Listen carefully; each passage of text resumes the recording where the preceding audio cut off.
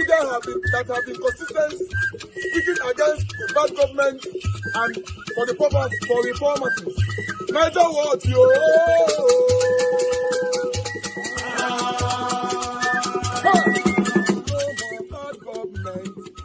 No more bad government. Niger what? No more bad government. Niger what? No more bad government. The only media that have been speaking. No more bad government. The voice of the voiceless. No more bad government. No more bad government.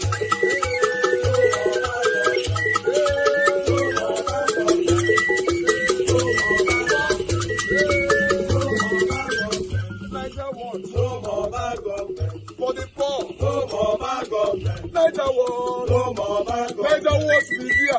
No more bad government. No more bad government. No more bad government. In Nigeria. No more bad government. No more bad government. No more bad government. The only media. No more bad government. The number one media in Nigeria. No more bad government. That have been speaking against government. No more bad government. Niger what? No more bad government.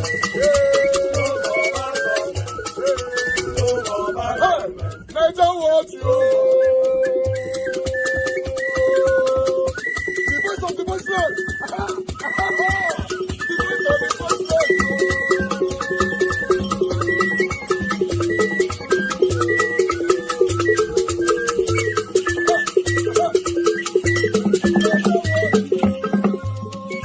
Voice for the voiceless. Voice for the voiceless.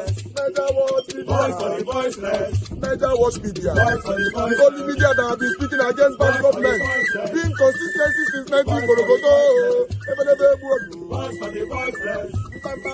Voice for the voiceless. Umuwame. Voice for the voiceless. Umuwame. Voice for the voiceless. Voice for the voiceless. Voice for the voiceless. Voice for the voiceless. Voice for the voiceless. Voice for the voiceless. Niger watch you. We have been seeing all you guys have been doing. And we recommending to everyone in Nigeria, saying that you guys are the number one. Niger watch you.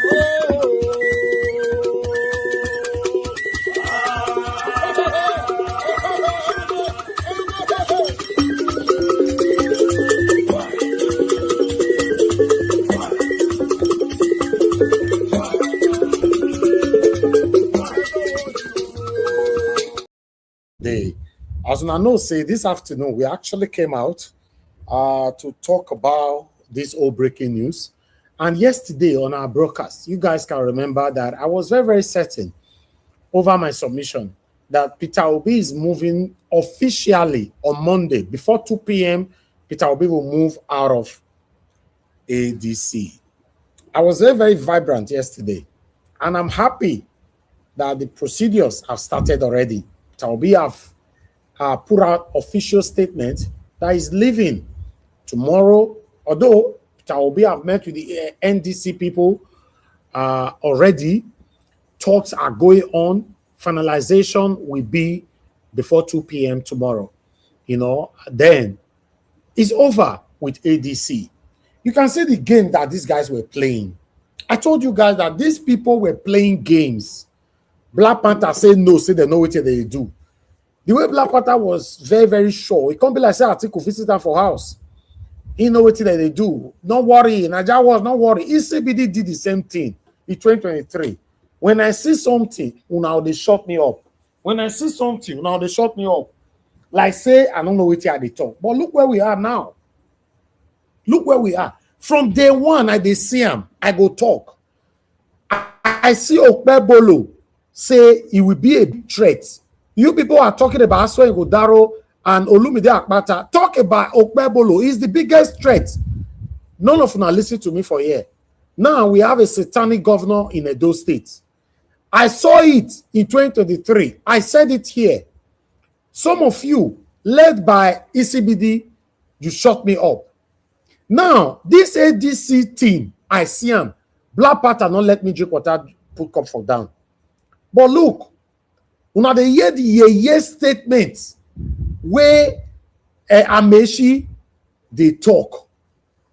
Say, may they compare him and Peter Obi together. May they compare, may they look what they do when two of them, you know, were the governor of a state, each state. Imagine that statement. For those of you that couldn't join us this afternoon, I would like us to quickly recapitulate back on the satanic statement from Amaechi. How much obedience happy, no matter what they say. They should please compare his government with my own. Yes, sir. If he's better, please choose him.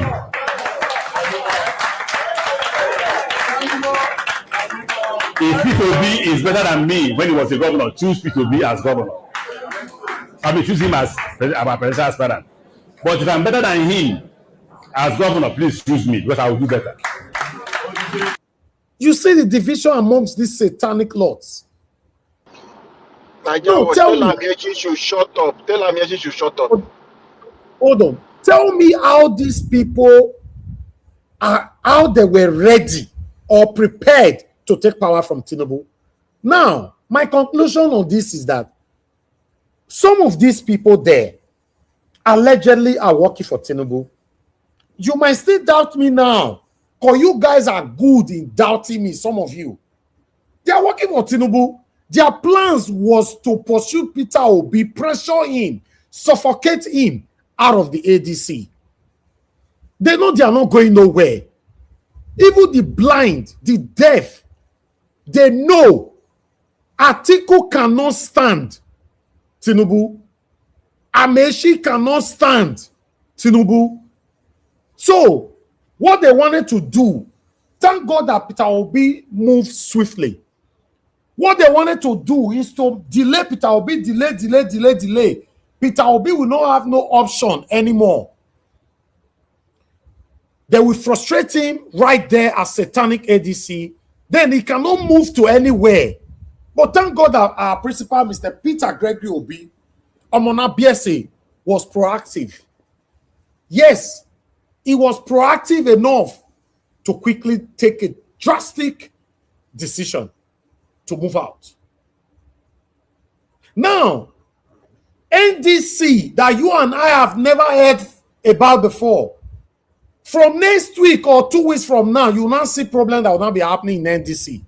So sudden, NDC will now have problem left and right. Peter Obi is the target. Peter Obi is the threat. Peter Obi is their headache. Although I'm happy with this decision, let's see how it goes from here. Good morning, good afternoon, good evening to every one of you. I appreciate you all. I've been talking since afternoon. I'd like us to start talking on the panel. For those of you that want to join us, this is the best time for you to come into the panel so we can start talking. I appreciate you all. Mother of all, Mommy Diaspora, my lovely mother. Thank you very much, Mommy, for all that you do. And my dear brother, Abu Azi, thank you very much for your consecration. I appreciate every one of you right there, Mother Peggy Modi, Mother Stella Maseredo. Thank you, Mother Eugenia. We've not heard from you for like a couple of days. I hope you are fine. Thank you, Mother Stella Maseredo, once again. Thank you, Michael Ganemaro, Mr. Johnson Emmanuel, Mike Akionbare, August Blessing. I can see you all. Frank Uno right there with us. Mercy Foster in the building. I appreciate you all. Oga Kingsley, thank you very much, sir. And thanks for the super chat already. Thank you very much. My dear sister Sue Berry, I saw your super thanks on the video we did today. I want to say I'm very, very grateful. For those of you that don't make use of our super thanks is available for video that is already off live broadcast or uploaded. When you watch it, there's a super thanks there. Click on it, encourage our works. I want to appreciate every one of you that is right there right now. Let's start talking. Thank you very much. God bless you all. I'd like us to move on straight to Mr. Jonathan. He's the first person on the panel. We're not going to waste time, today. Let's just start talking straight away. We have two of them on the panel. If they've talked for to their satisfaction, then we end the show. Maybe we might have more of our wonderful panelists join us again later on. Mr. Jonathan, thank you very much, sir. I was expecting some of you in America to join us today in this afternoon, but we'll not see you now. But meanwhile, sir, you mean about Obi? You mean about Mr. You mean about Obi's? Yes, on this particular topic, yes. Yeah. When I came out this afternoon, the last one I still sleep that time. Yeah. Let me take this call quickly. Let me come back to you. Let me quickly take this call. Madam Emmy, you are calling in, so I'm returning your call because I just missed it quickly. For those of you that want to call in, always know the right time to call in. This is the best time now. I'm giving you the opportunity to call in now. Then, after Madam Amy, then we'll take it from there. Madam Amy, are you there? Hello. Yeah, Madam Amy, thank you very much, man. Good evening to you. Talk to us. Good evening to you, Mr. Elvis. Good evening to everybody in the panel and those comment section as well. And good evening to Mommy Diaspora. Yeah, thanks. I'm so relieved because from the beginning of this ADC, I said it, that even when they were introducing Peter Obi, you could see Aregbesola and their faces.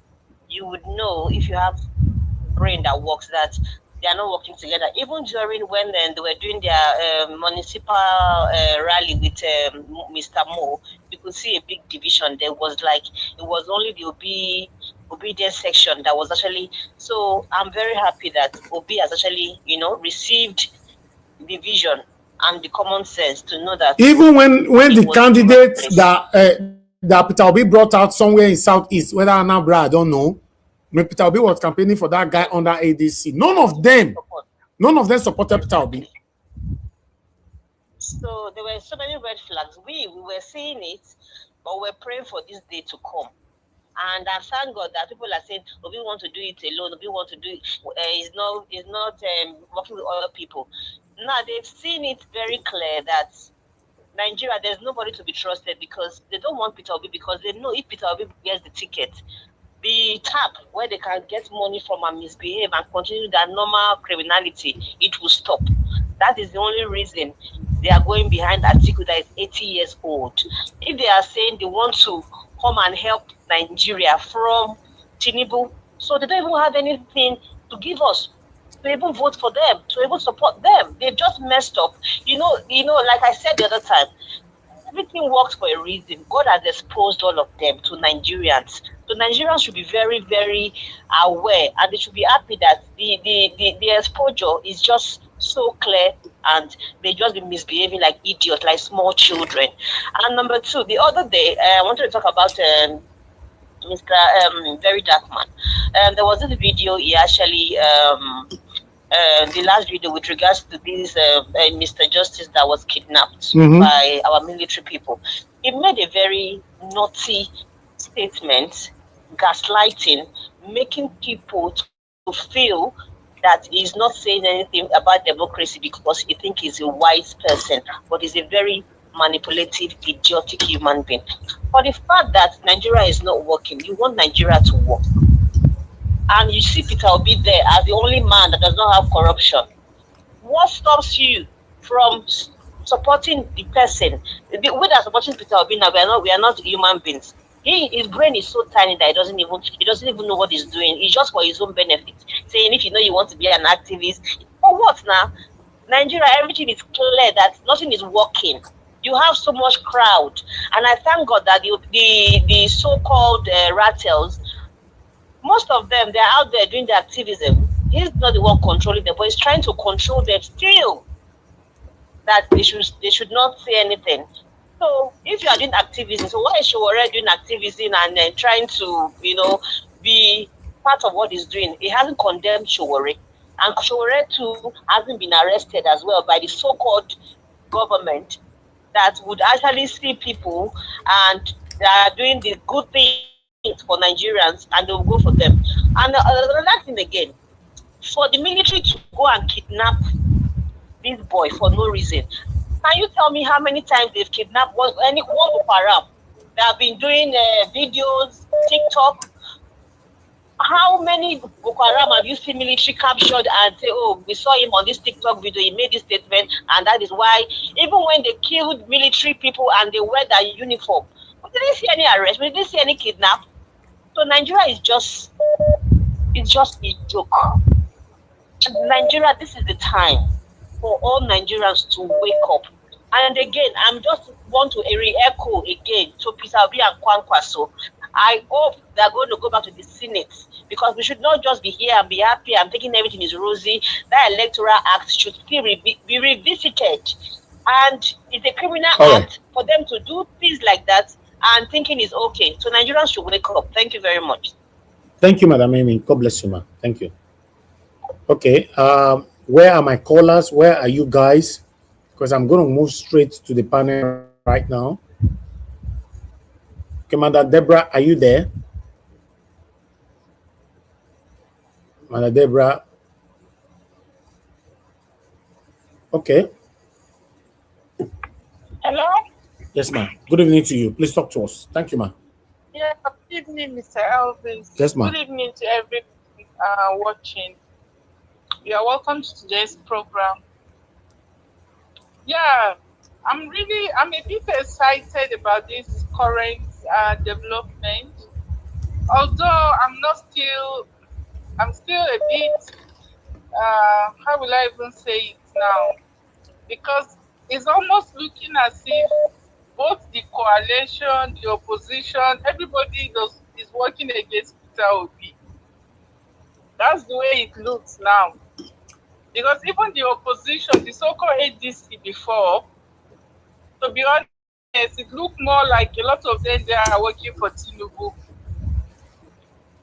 Because I said it the first time. I said, you remember the last time we were saying that we're suspecting that it looks like Atiku is working for Tinubu. He's kind of just pretending as if he's wanting to become president, but indirectly, I'm sure he has a deal with Tinubu to say, okay, you go and muzzle the opposition, and at the end of the day, stop any other person from coming out. Probably that's why Tinubu awarded him second position in the last election. We all know that Atiku was not second. We all know what happened in the last election.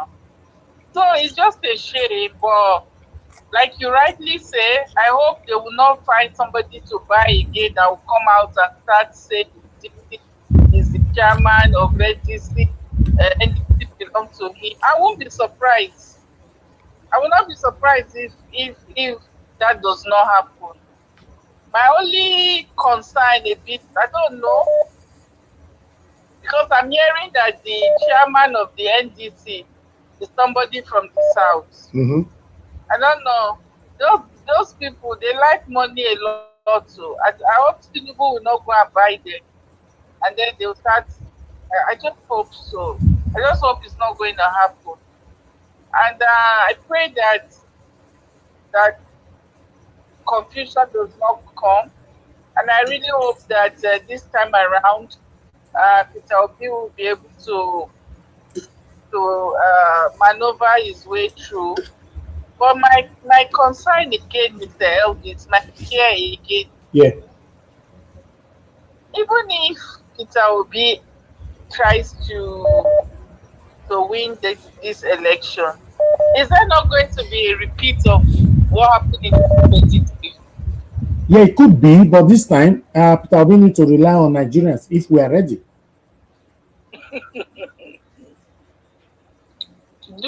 These people, do they look like people that are ready?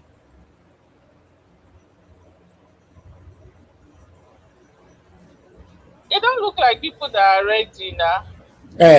I don't know. If it happens again and the people did not react, let everybody move on. See, Edo State won now. I'm not even believe that Edo people will sit down and fold their hands for Tinubu to rig Okpebholo in as governor. But it happened, and nothing happened.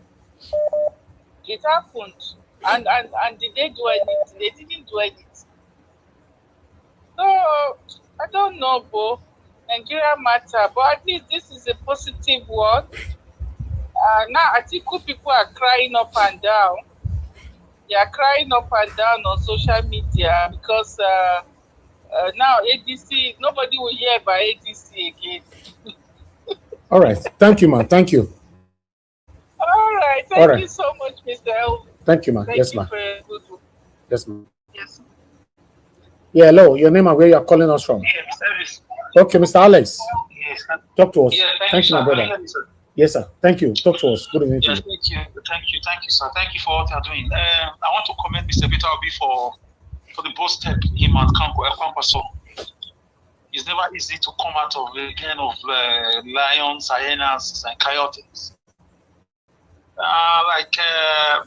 lot of people are saying, what happens if a repeat of what happened in 2023 happens again?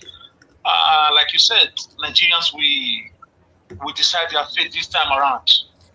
Nigerians, we decide their fate this time around. And I want to encourage Mr. Peter Obi. It is not time to condemn Mr. Peter Obi now. It's time to bring solutions to him. It's not time to be asking questions that you, as a human being, can also know that Peter Obi is a human being. He cannot answer all your questions. You also can bring in solutions. We are all together in this. You can suggest to him too. Obi does not know it all. He is just privileged to be in that position to be our leader. So we cannot say do they look like they are ready? Do we look like we are ready? That question. We are all involved in it. Let me remind you, Mr. Evans, to answer somebody that just spoke. Edo State was the first to deliver Obi in 2022 in a PDP. Labour Party won. Last election in Edo State, they had other things that played out that made Edo people keep quiet because of the administration of the past government. So I know Nigerians are feeling the pain, the price of foodstuff, the kidnapping, the insecurity, the borrowing of money, the looting of money, the nonchalantness of Mr. President. I mean, the absenteeism, the massive traveling of Mr. President. You know, the recklessness, displayed in Plateau State where people were killed, and the president spent 10 minutes with them at the airport. These are things we should be reminding Nigerians, and we should support Obi. We should praise him. He's not trying to bring panic and fear. Encourage Mr. Peter Obi, encourage Congress. So speak to Nigerians, remind them there's this amnesia, there's this forgetfulness with maybe it's diabolic, I don't know. They forget so quickly. Remind them of the price of fuel. Remind them of the killings, of the kidnapping, how we cannot pass the road again. Remind them of the price of foodstuff. Let them wake up again. We can do it again. Obi has left now. You have made a bold move.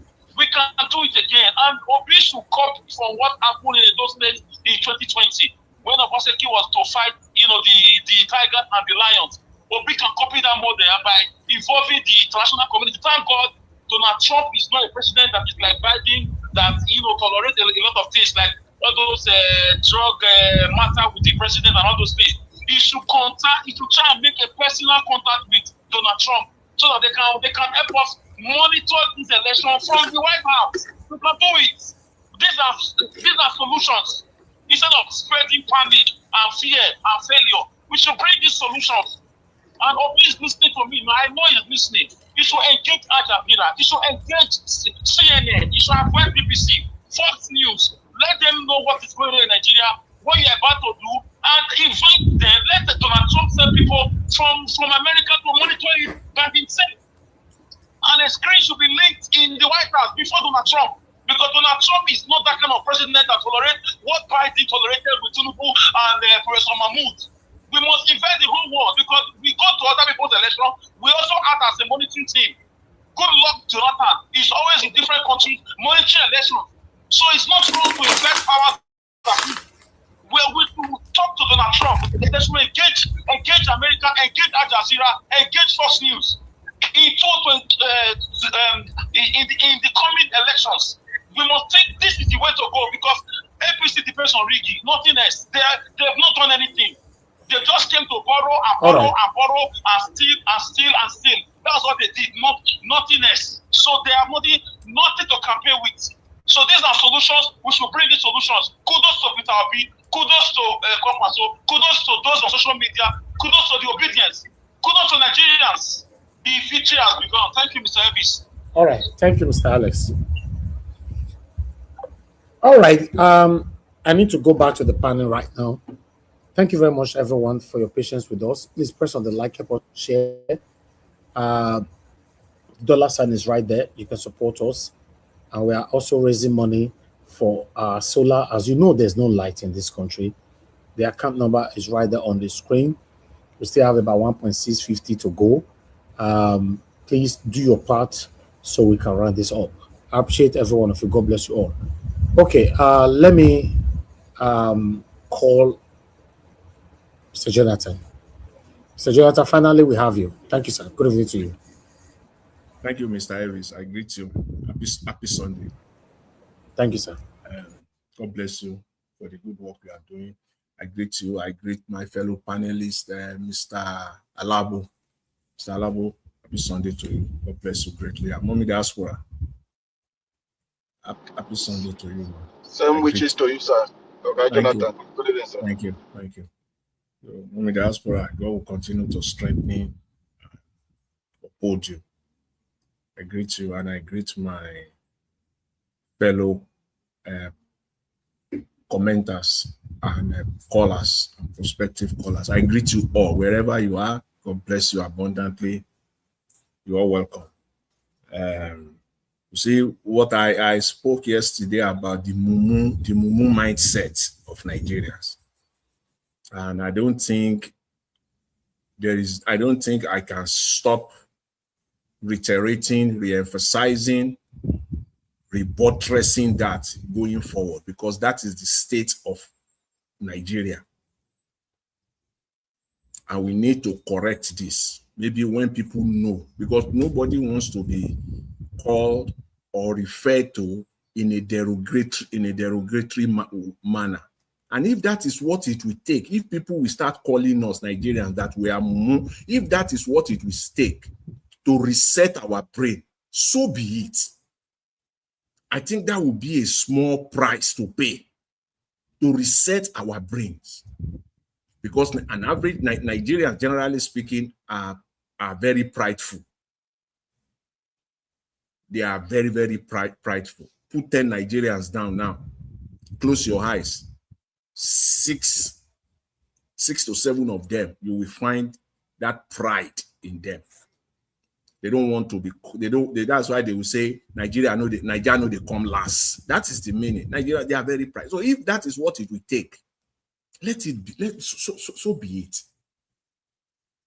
Because since yesterday, I've been hearing all this argument, all this saying. People, people have been coming up in a very stylish manner.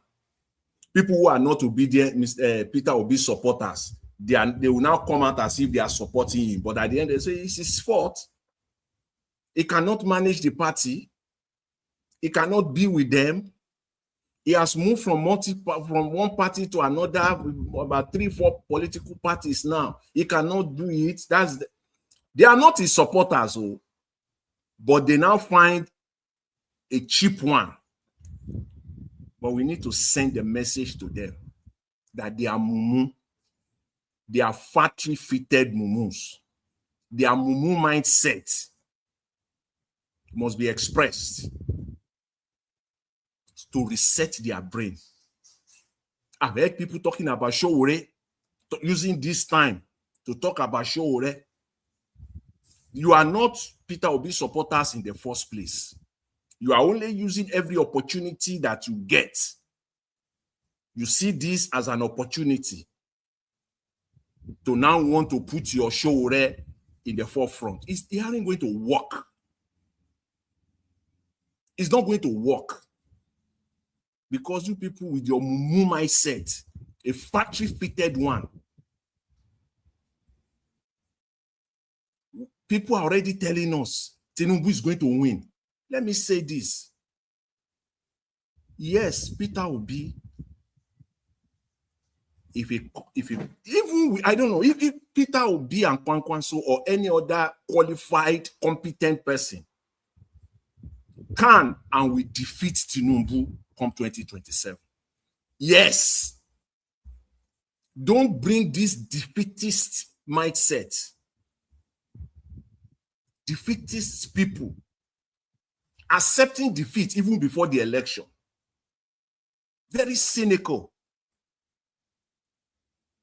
That's a cheap mindset, a submissive mindset.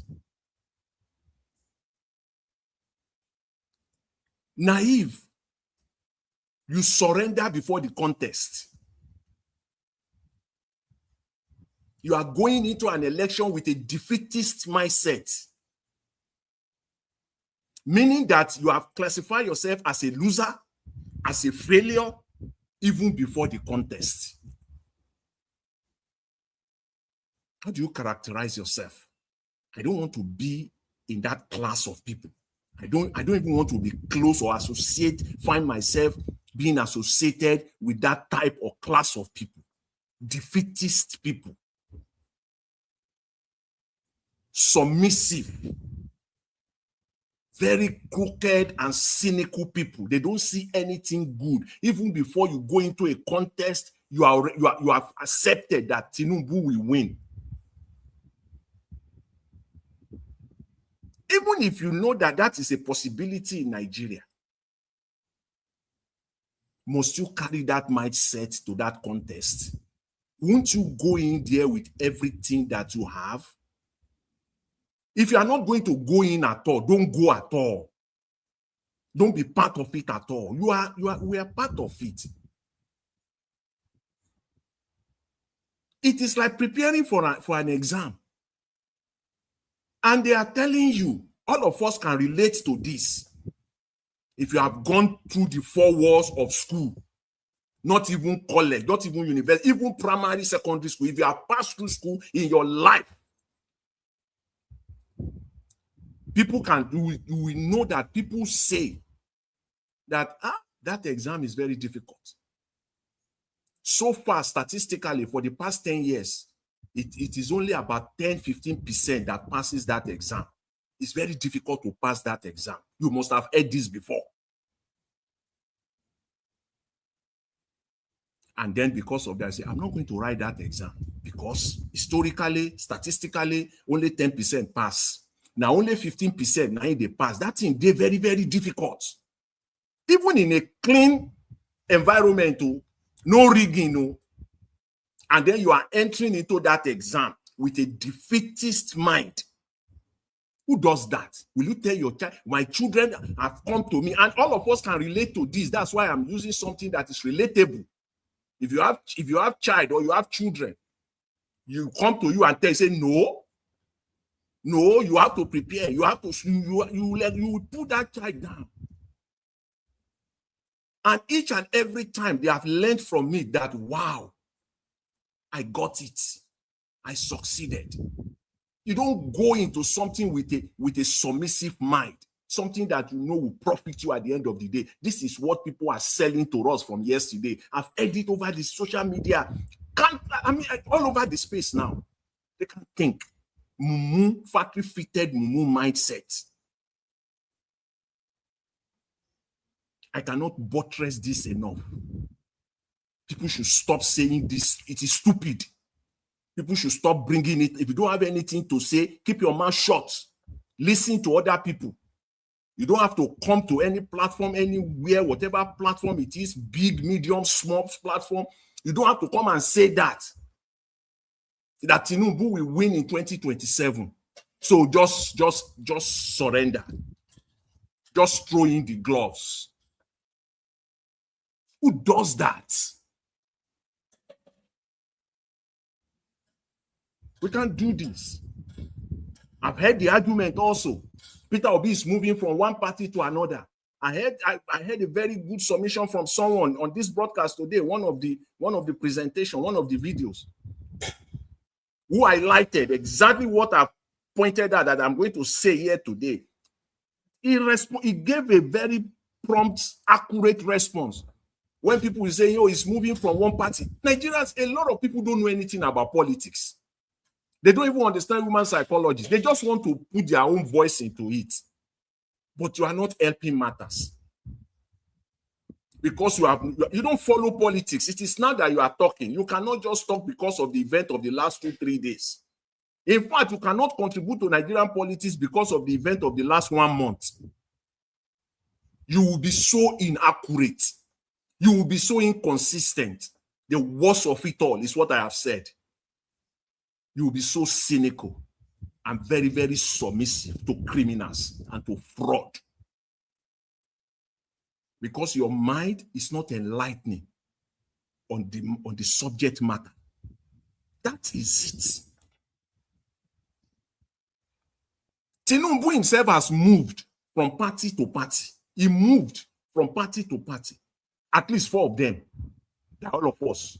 Somebody who is just joining, who is just talking about politics about a month ago, or 2 months ago, even 2 years ago, even you will not know this.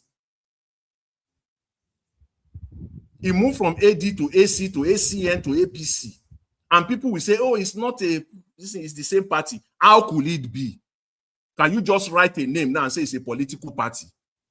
As if you are forming your community association in your village. It has to go through the due process. You have to file a form. The party must be registered. So it's all the parties are brand new one. You think it was just Tinubu, AD to AC? Tinubu just wake up one morning and say, there is a new political party now. It's now called AC. No! It went through the process of the party to be. So it's a brand new political party. All of them were, each and every time, they were all brand new political parties. He moved. And why was it easy for him to do that at that period? These are the things people don't know. It's as simple as that. They just don't know. Why? Why was it easy for Tinubu to move from AD to AC to ACN to APC?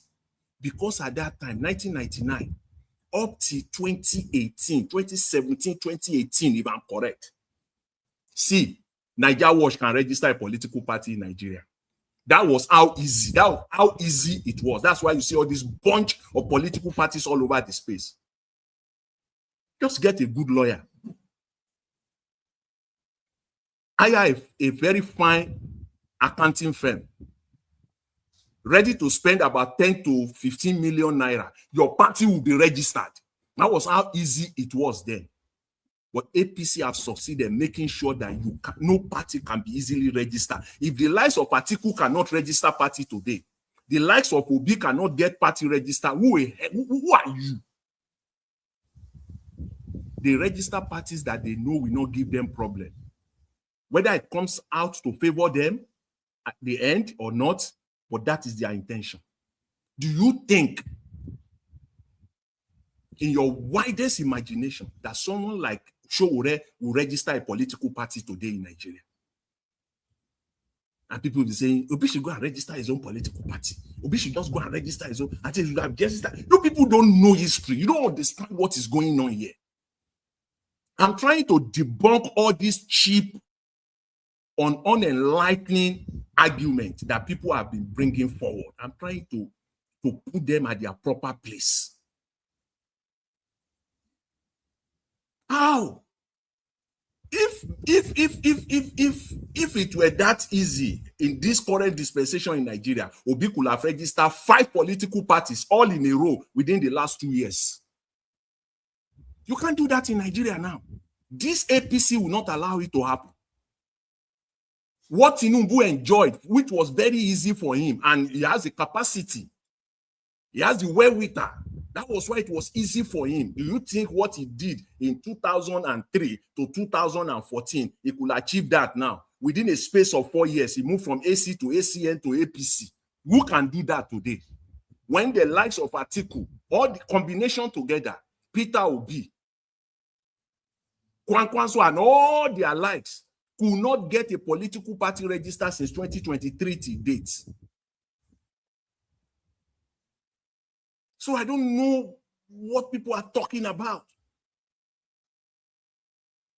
Someone like Showore will come out and be talking to people whose mindset are factory-fitted mumus. Will be saying that all of them in that ADC, they are fraud. You put all of them inside one basket. Now,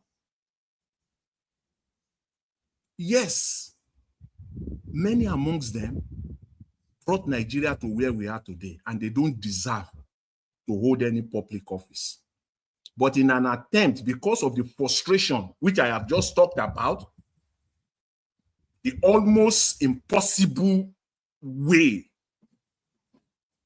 that they have set, the way and manner at which it becomes impossible to register a political parties, these people have to find a way. Someone like Peter Obi, he needed to find a way. Starting from the Labour Party debacle, the Labour Party issue since 2023 with Abure. Obi will have registered a political party with the likes of Alex Oti of Abia State. There are like-minded people there. It will have been much easier for them, but it will not see the light of the day. That is the issue. So don't come and tell us all this cheap, defeatist mindset. If Obi will move, if it is possible for him to move from this NDC between now and next week Sunday to another one, so be it. Because the person who is superintending over Nigeria now, in a space of 4 or 5 years, moved to 4 different political parties. When 2, 3 people can sit down in one room, yes, as at when Jonathan was president, as at 2010, you can sit down in one room. Naija Watch can register a political party back then. Put yourself, how do you think many of like Zenith Party, all these political parties that you see in Nigeria, how do you think they register? Can they do that today? The reason why you are seeing plethora of court cases today, because most of these people know clearly that there is no any other party to go to. They cannot set up another one. But there were issues. Since the days of Yaradua, all these politics, since Obasanjo time, they always have issues within parties. Much more than what we're seeing now. But back then, they don't go to court pretty much. They just go and form another political party. Ask all of them. Yes, if you want to history, if you don't know history, nobody is going to. The book is in front of you. You have computer. Start Googling right now. Google. AI is there. Grok is there. Start asking questions. All these political parties, their chairman, I will make it easy for you. Very, very easier for you so that it's not going to be difficult. Go to INEC website. All the political parties, all their chairmen, all of them, take 6 political parties. Write the names of their chairmen, each of those political parties. Write them down. Then ask the political history of each of those chairmen of these political parties. It will tell you where they started from. PDP. With some of them are with Buhari, ANPP. Some of them are with this Tinubu AD. But back then, they don't go to court. They won't go to court pretty much. Because why? They know that within a year, their own fresh political party will be available for them to control. The reason why now they are fighting to the end is simply because even though many of them are not legitimate fights, as we know, I'm not naive. Many Nigerians like myself are not naive. They are not stupid. They don't have factory-fitted mumu mindset. No, they don't. They know that some of these are orchestrated and sponsored by APC. Yes, the facts are there. But in some of the cases too, there are cases that, see, many of these people will just say, okay, you know what, I'll go and set up. Everybody wants control. That's why I said someone like Sowore, in your widest imagination, all of you support. Sowore cannot set up a they will not even accept his application in. Talk less of say he's waiting for it to be approved or registered. They won't even accept it in today's Nigeria, unless we have the right system, the right people in place that will turn things around for us in Nigeria. So these are the things that I have seen in the last 24 hours on social media. Very cheap arguments that people are putting forward that we need to put them in their right place, their right position. It doesn't hold water. When people tell you this moving, it's a stupid submission. When people are telling us that we should just forget it, Tinubu will win in 2027, it doesn't make any sense. Even if you know that your opposition, because the APC, the only good thing I'm hearing from people, one of the goods anyway that I'm hearing from is the fact that APC will rig. They don't have any other option other than to rig. Come 2027, on a clean slate, in a free fair election, Tinubu stands no chance. The baby in the womb know that. The deaf, the blind knows that. Tinubu will not win on a clean slate, on a credible election. He will not win. So the only thing they know is that they will rig. And if I know that, does that now, can that now, just that alone, put me in a position of being submissive or accepting failure and loss even before the contest? Certainly not. That will not be. It is now on the Nigerian people. It is on the Nigerian people to fight. It is on the Nigerian people to fight for what is theirs come 2027. If we don't want to become the United, if we don't want to become the United States of Mumu, USM. Because after 2027, that's what the country's name will need to be changed to United States of Mumu, Mumus, USM. That will have 200 million people, and they will allow that to go through, pass through.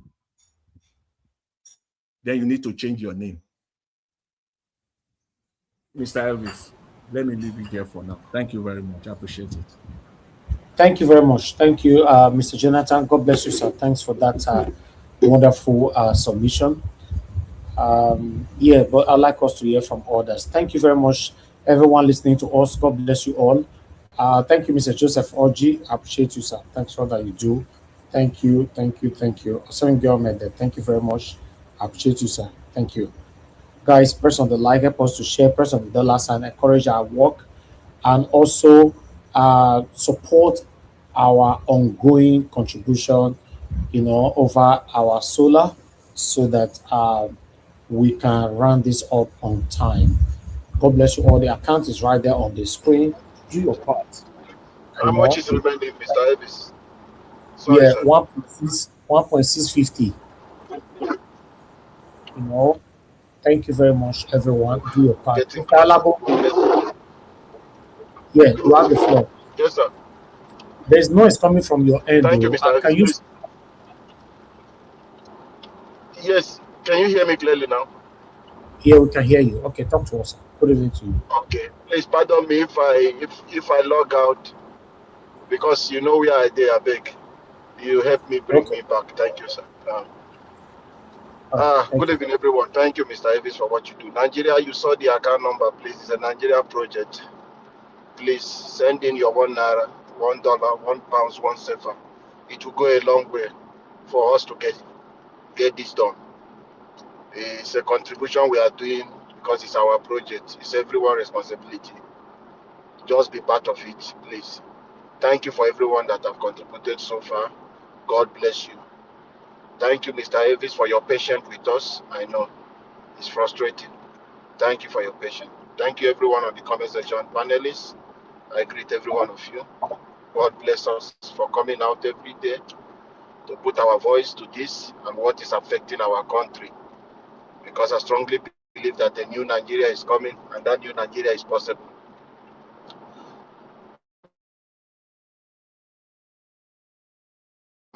Which political party that they were able to register under Mahmoud as Tinubu enter office. The whole reason is because of Peter Obi. Wike destroyed the Labour Party with Abure. And since they succeeded that, they know that Peter Obi will register. A lot of not just one, which I am aware. And are you aware why the Attorney General took some Zenith Labour Party? Because they heard this rumor that we'll be moving to Zenith Labour Party. A lot of things happened that don't come out to social media to talk. They took all these parties they know that it's possible for Peter Obi to go. Those are the parties they took that today they are challenging them in court that they should deregister just because of one man. What has he done? He wants a better Nigeria that will work for both the criminals. What kind of human being are these people?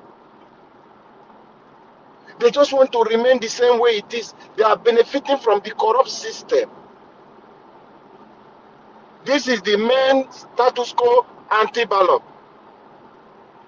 That is the system they want to maintain. That corruption they want to maintain. That is why you see Dele Mamudu, Kenneth Okonkwo, a lot of them want Atiku to come so that that status quo will continue. Where I will give you a block, I will give you my refinery, I will give you Senate President, we will share this. As if it's your personal property. It's sad, Nigeria. Is it the way they are allocating? This is what you are seeing today. It's the same thing Tinubu is doing for everybody is buying. Give and take. Not their own. Nigeria property. Nigeria resources. You can go to an estate to borrow how many million just for you to bribe people. That same billions of dollars, you can use it and build Nigerians standard hospital that the King of England can attend. As the Saudi king used to come to Nigeria in Ibadan to attend.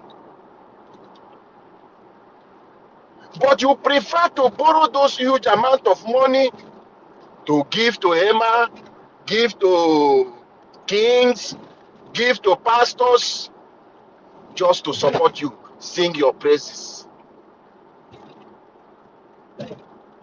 This is Amechi.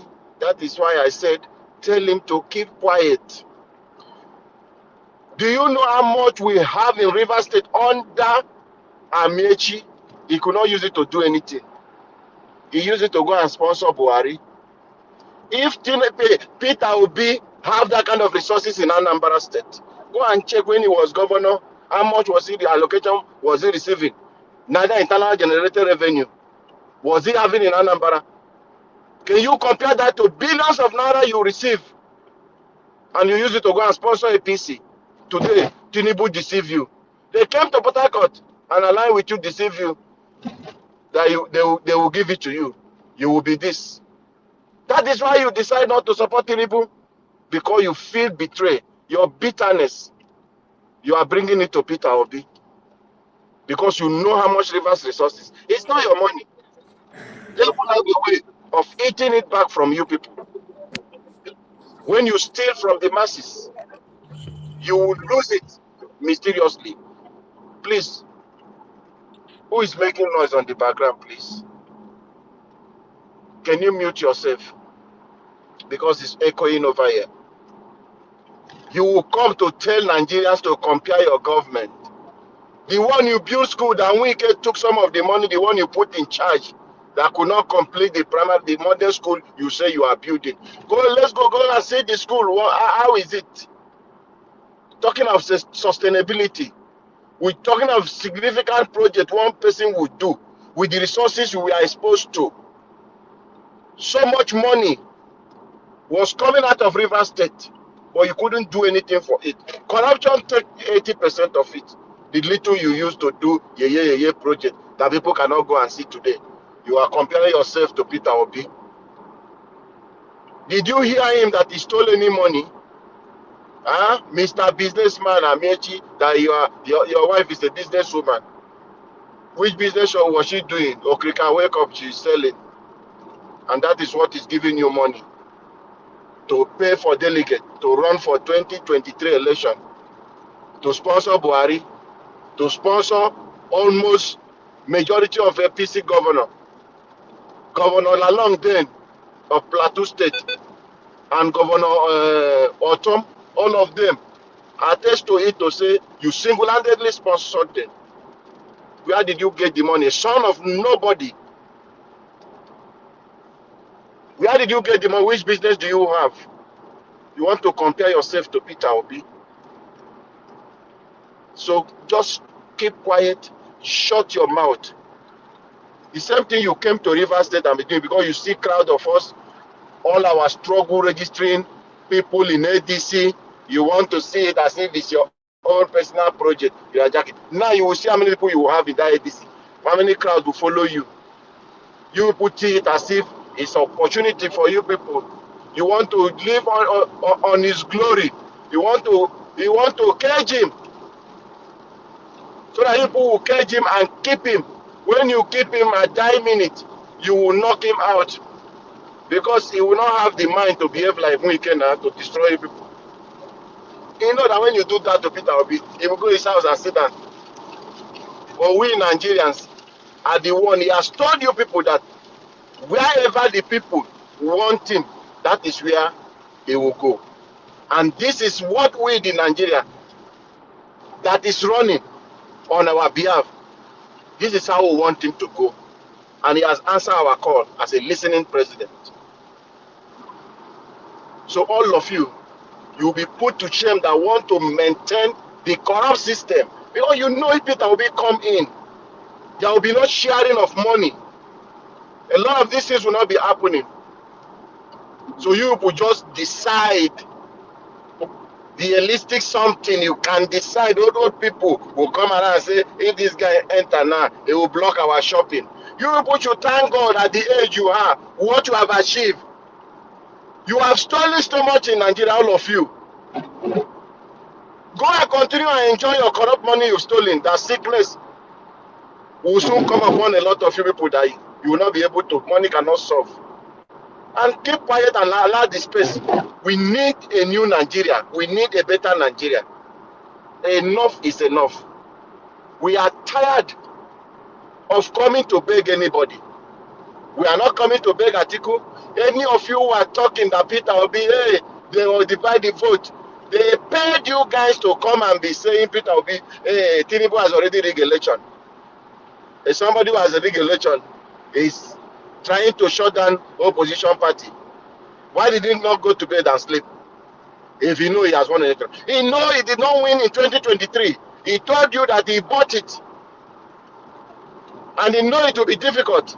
Because the people that sold it to him say we are not going to sell again. So he's running right as he want to, by all means, to make sure that no political party stand. So you are saying he has rigged. Who told you rigged election? That is the same thing they pay people like Abati. Abati to be talking on a Arise TV that the election has already been won by Tinubu. Shame on all of you. Nigerians, this is the new direction. Get ready. Our registration has begun. Get your PVC on the 5th of May. The portal will be open. Please get your PVC. Thank you, Mr. Evans, and God bless you, sir. Which okay, portal of PVC? I thought you are still campaigning for NDC because now una carry that ADC carry and go. Una carry and go. Hold on. Let's correct ourselves. Hold on now, please. Let's correct ourselves. You are part of the people that carry that ADC put for shoulder, or I don't know how you now take carry them. Everybody go and register. Everybody go and register. Everybody go and register. Look now, the people that have registered, then how do you apologize to them? You know, allow people be. Now Peter Obi will they follow, not be ADC. You know, now ADC is now a thing of the past now. So please, nobody should come here now go and register with NDC. Let's focus on Peter Obi. Simple. Thank you very much for your submission, Mr. Labo. I'd like us to move on. Let me come to Mother Rita. Mother Rita, thank you very much, man. Good evening to you. Please talk to us. Good evening. I thought it was Dr. CM. Okay. No, it's you. Oh, okay. After you, Dr. CM. Yeah. Thank you so much, Mr. Elvis. Happy Sunday. Happy Sunday to everyone. In the comment section, my lovely mommy. I'm still your baby girl that loves you. And happy Sunday to everybody in the comment section as well. Madam Amy that called. I don't know if Mr. Joseph Audi called because I came late. But good evening, sir. And good evening to everyone. I am very, very happy. I'm very happy Peter Obi moved. First of all, I'd like to just say that even if Peter Obi moves to Igoriaki party or a party called Niger Watch, I'm going to move there. It's not the party right now. Is the person. So if anybody, the other handlers, the other ignoramus handlers that they've paid on social media to give people reasons why they feel Peter Obi is unstable, Please ignore them. The person that we are after is Peter Obi.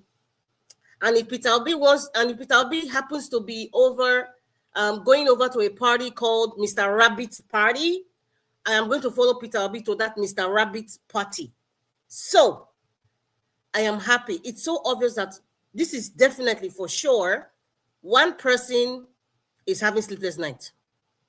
That's the man from Babylon. Because the whole idea is for Peter Obi not to be on that ballot, period. He has given instructions like, do whatever it takes. I do not want to be contesting with Peter Obi. Do whatever it takes. I do not want to be contesting with Peter Obi.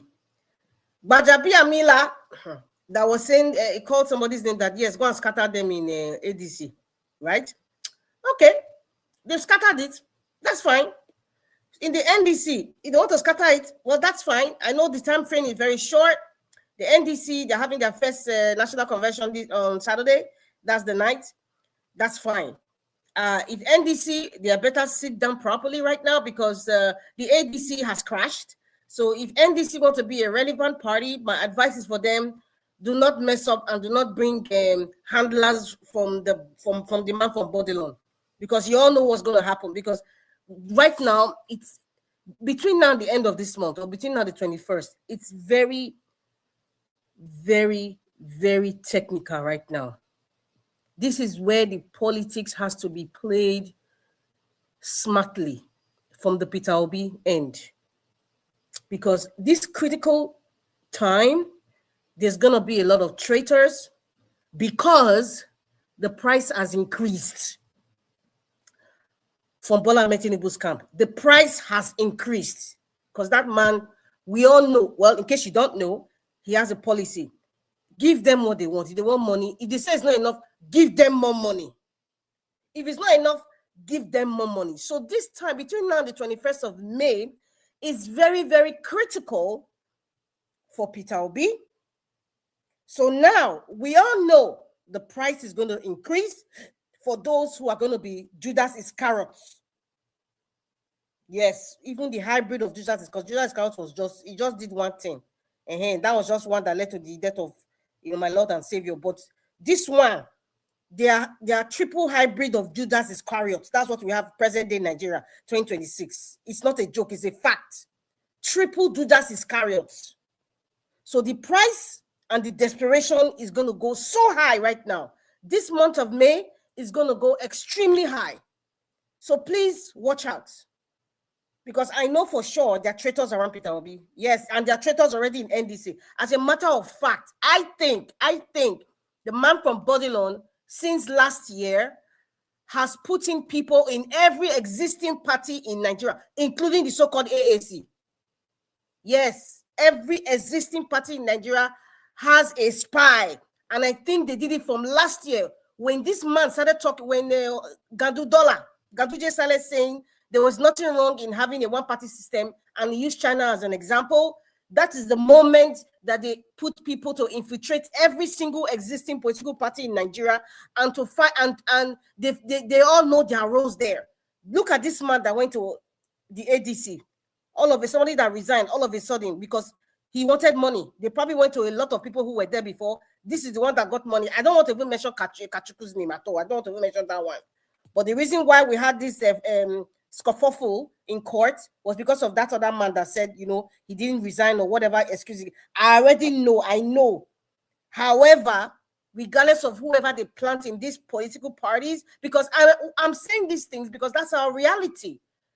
Nobody should be a baby right now in terms of politics or in terms of how desperate the APC and the man for Babylon is. You cannot be ignorant of the fact that they are extreme. This is not ordinary desperation. Extremely, if there's another higher word after extreme or more than extreme before desperate, that is what the man from Babylon is. So everybody should be aware of that. We are just waiting. I pray. Sometimes when I use the word I pray, I will sound too religious, but I'm just going to say I pray that they will not have another rat that have been paid that will have a reason to say, okay, there's something wrong with this party. As a matter of fact, is anybody come out now? Then those doubters, those doubting Thomases that said, oh, and including the newscasters like Sheon that will say, oh, what proof do you have that APC is part of this this fracas or this different parts of the ADC that we're having problems? This is it will be another proof. So we're just going to prove them right, prove them right. I mean, prove us right. Like, listen, Peter Obi has entered NDC now. We are waiting. What's next now from the other camp? Because they are not sleeping. Right now, they are not sleeping. They are not sleeping. I want to encourage everybody. Please, the movement of Peter Obi to the NDC, we have not even gotten close. Well, I can say is a first step to victory. However, this is not time to jollificate or to be overly excited, because we have Section 63, Section 137, and Section 138 of the provisions in the Electoral Act that needs to be amended expeditedly. And this will have to go to the National Assembly. Yes. And I'm just saying, in case, the NDC have another reason why they feel they want to destabilize, please, Peter Obi, go to the PRP. Go to the PRP.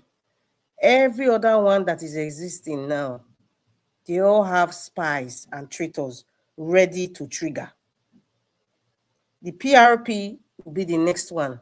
But because the window is so short now, after this convention, I expect the NDC now, if they are serious, Peter Obi should be the consensus candidate. If they don't, within a week, I'll just know that just forget it. If they are dragging their leg like the way the ADC was dragging their legs, just forget it. You know that, of course, it has been infiltrated by the dark people, D-A-R-K, not complexion. They have been infiltrated. Peter Obi shouldn't just wait. This is not time for wasting, because the window is short, the desperation is short, and the price is very high. So many people are willing to take $1 million if it comes to that, because money is not even the issue right now. Everybody, this man from Bodlon believes everybody has a price, financial price, position price. They have a price. That is their belief, and it has been working for him because we are a greedy nation and a greedy set of people. It has been working, but it's not everybody that is that greedy. Very, very few. So you see, there's a price. Even Atiku has a price. Yes, Atiku can have a price to do what he's doing. Omo Elesore, oh, that one definitely now. The dages of this, or all, of course, definitely now. Those ones have price. So, Peter Obi, we should all be prepared and to be heightened. On the other side, what we need to do now, if the books are looking like Peter Obi will be the chosen flag bearer for the NDC, is that we should start thinking of outspoken people like, Mama P and Peter for Nigeria is not enough. In every tribe, I mean, I'm talking about vivacious, informed people that are very outspoken.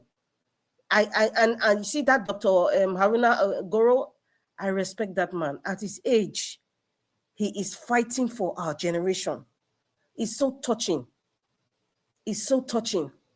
And the way he's speaking, he's in tune with how we are thinking. He's in tune with the political system and the temperature. He's in tune with it. And there's so much he could do. Even Mr. Niger Watt, Mr. Elvis, there's so much Mr. Elvis can do, honestly speaking. So anybody who is supporting Peter Obi, the obedient or the non-obedient or the ones who just want a better nation, I think we should have to come together with ideas. And please, nobody should do like what happened in 2023. Everybody wants to show their face in front. That's not the idea. The idea is about Nigeria. That's the project. It's not about Mr. A or Mr. B or whether she's this tribe or that religion.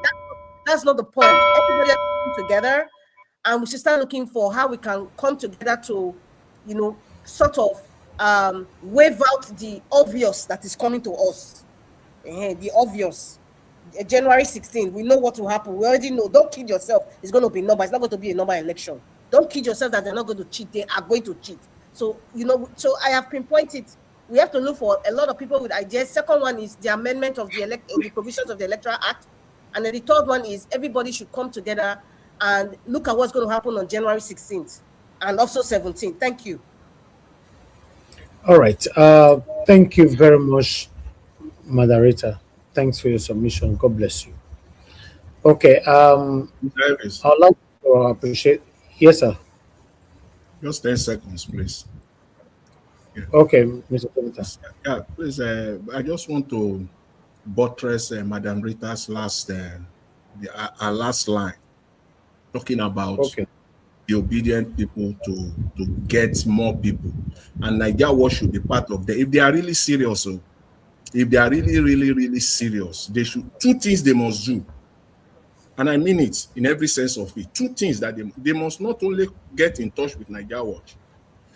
Mr. Peter Obi should come to Nigeria Watch. For crying out loud, for God's sake, he should come here so that traffic will come with him. And going forward from there, it will be projected on this platform as we approach 2027. They must do this. It is not ifs or buts. They must do it. It's part of what they must do. I have to say that. Thank you. Mr. Jonathan, God bless you, sir. Thanks for your wonderful voice. God bless you. All right. I appreciate you all. Thanks for your time with us. Press on the like, help us to share.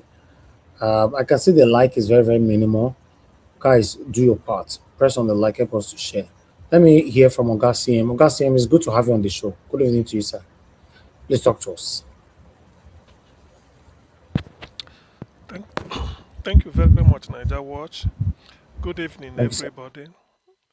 Those on the panel with me, those contributing through the chat, and those listening, wherever you may be.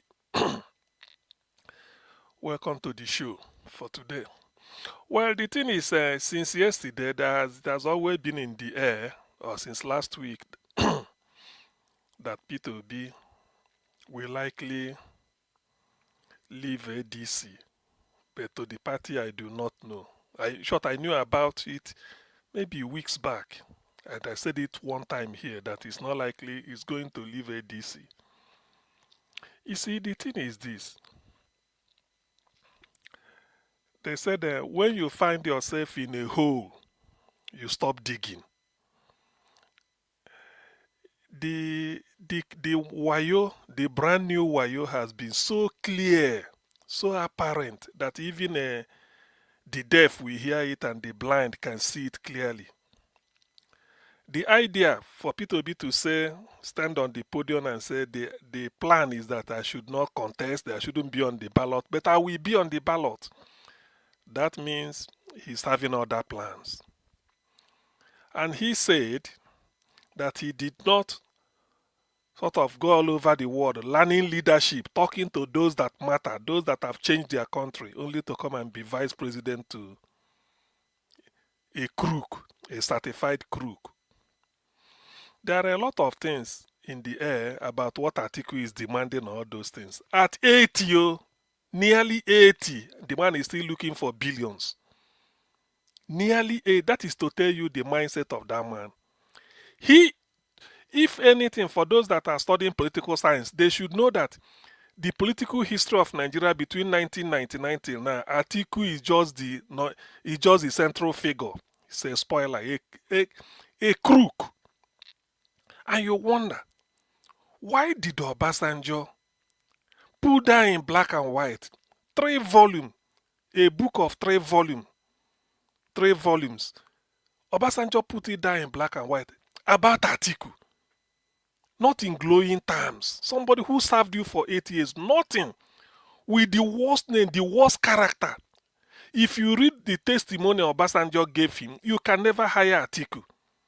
No wonder in the UK they say that if you haven't worked before, you just left school. They say bring a testimonial from your school, whether university or college or high school.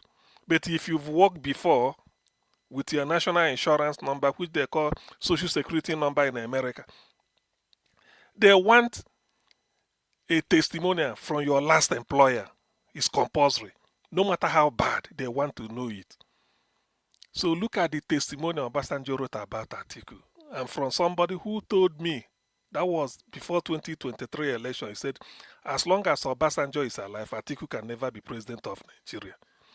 You see, what is between them, the beef runs so deep. If there's a man who knows Atiku inside out, it's Obasanjo. Nobody. And that's why Atiku never replied, never made any comment about that book. He pretended as if Obasanjo did not say anything bad about him. Because while Obasanjo is alive, if Atiku dare, if it's me, you can go to court. A book with ISBN, International Standard Book Number, you can tender it as evidence in any law court in the world, and you challenge it. Atiku never did any of those. And he's not planning to. Because he knows that if he dare utter a word, Obasanjo will even expose so much before he goes back to his Mecca. So that is a man that is still negotiating deal at that age. Peter being one of his this thing, because I have to be contrasting the two. Peter being one of his public this thing, he said, look, so I've gone the age of making money, I'm giving back. He said it. I said it. Rather than Peter Obi to organize 10,000 naira or 10,000 naira to go and give criminals to come and elect him, he will be looking for the nearest school of nursing. That's what he wants. For those who do not know, it was from Peter Obi I heard that by the year 2030, according to World Health Organization, there will be at least 21 million vacancies for nurses worldwide. 21 million. Peter Obi now said Nigeria should now start to key into that. Out of that 25 million, even if we produce 500,000, we export some to make foreign exchange, just like the way you export crude oil. You can export. That is what made India what it is. It's not only crude oil you export. You can convert a human being to human capital. If it's Almajiri begging on the street, it's called a human being. The moment you give the person skill, knowledge, abilities, and training, the person becomes a human capital. You export the person, he will make money and come back. That's why in the US today, Filipinos control nursing in the US, followed by Nigeria. That's what I heard. So these are money. There are a lot of things you can make. That is why Peter B is encouraging School of Nursing every way, donating money, and you are asking him to come and organize participate in a bazaar, whereby you bring a criminal, lodge the person in a hotel, seize the mobile phone, keep the person incommunicado, put some amount of money in his in the hotel room, in the drawer, then help yourself with the envelope. Do you know who to vote for? What sort of democracy is that? Later they say, hey, Atiku flawed them. All those Shehu Kimbaloye in channels and the Rube, Atiku flawed them. Atiku is a heavyweight. Where has it led us? Where do we go? Where has it led? All those giddy, where has it led us? Tinubu said he bought the seat. Where is Nigeria today? I hate it. You see, Peter Obi is not out of this world. Well, I will be watching everything that is happening. It's not yet Uhuru, but we are nearly there. Let's see the trick they are going to bring again for NDC.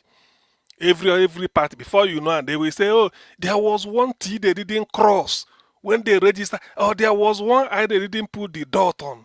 The Nigerians are shameless. Just to accommodate a criminal, and people are making excuses. Today, because to accommodate Tinubu's ambition, you can forge certificate and become a president. No, it's not a crime. But with that same forged certificate, you can't go to a kindergarten and teach as a teacher. They say, no, you forged it. You see, because here we have to educate people. You see, we have to impart knowledge so that people, maybe in Nigeria Watch, you will put the motto of your this thing, show the light, and people will find the way. We show people light here. Think about it.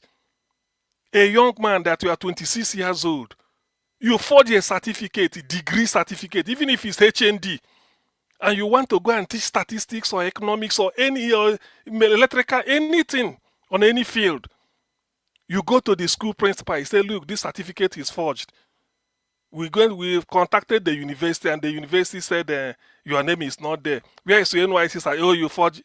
But with then you get out for a salary that is less than 100,000. Now you manage to maneuver your way from AZY party, and they nominate you presidential candidate. The same certificate you are going to give to INEC, they say, oh no, he wants to be #1 citizen of the country, the commander-in-chief. With intelligence report, everything, you live in the best secured house in Nigeria with forged certificate, it's okay. But to go and teach in one backyard nursery school, they said you forged it. That is the reality. This is what Nigerians should be thinking about. That's what they call shame. Tinubu is the shame of a country, has dragged Nigeria below the pit. That is the way I'm looking. I'm not even talking in terms of voting or not voting. When you bring out Nigerian passport, you should be ashamed. Look at him. Just to accommodate Tinubu's ambition, they now have to say forging certificate is not a crime. You can forge certificate in Nigeria and become a president, but with that same forged certificate, you can never open the gate of First Bank in any rural community where they have a branch. No way. What sort of country is that? And people will still be telling you, election is already decided, Tinubu till 3030. Are you not ashamed? Some of them are having forged anyway, Nigerian certificates. What is it? What is written on? I don't regard any degree from Nigeria. Anyway, I mean, you don't tell now. If you like, you come out, let's challenge. So this is the issue. These are what I want people to think about. Go home and reflect. Go and reflect. Just because of one man. Look his ambition. Now they want to turn Nigeria into anything just to accommodate him. As long as Tinubu wants it, we will do it. Forged certificate. Do you know what he mean by forged? You see, there's something they call date of birth. I mean, birth certificate. That is about you. It's about you. The day you were born is recorded. This is your own problem. This is about you. But the moment you alter it, it becomes a criminal offense against the state. Go and check. That is your birth certificate, which is your property to carry about. It's your own. Nobody's contesting that. But you tender it as official document, and they go through it, confirm from the hospital or the authority that issued it. They say it has been changed. You now go in for that. Mind you, this is your own. To tell you what forgery means. Because it's not that you force something, it's the intention. Is the thought behind forgery. It's not just you see 5, you cancel it and write 6. No. Is the thought. Why did you change 5 to 6? Why not leave it at 5? Is the thought, and you can never know that. You can never know. That will tell you how dirty the person is. That's why forgery in the Western world, they don't take it lying low.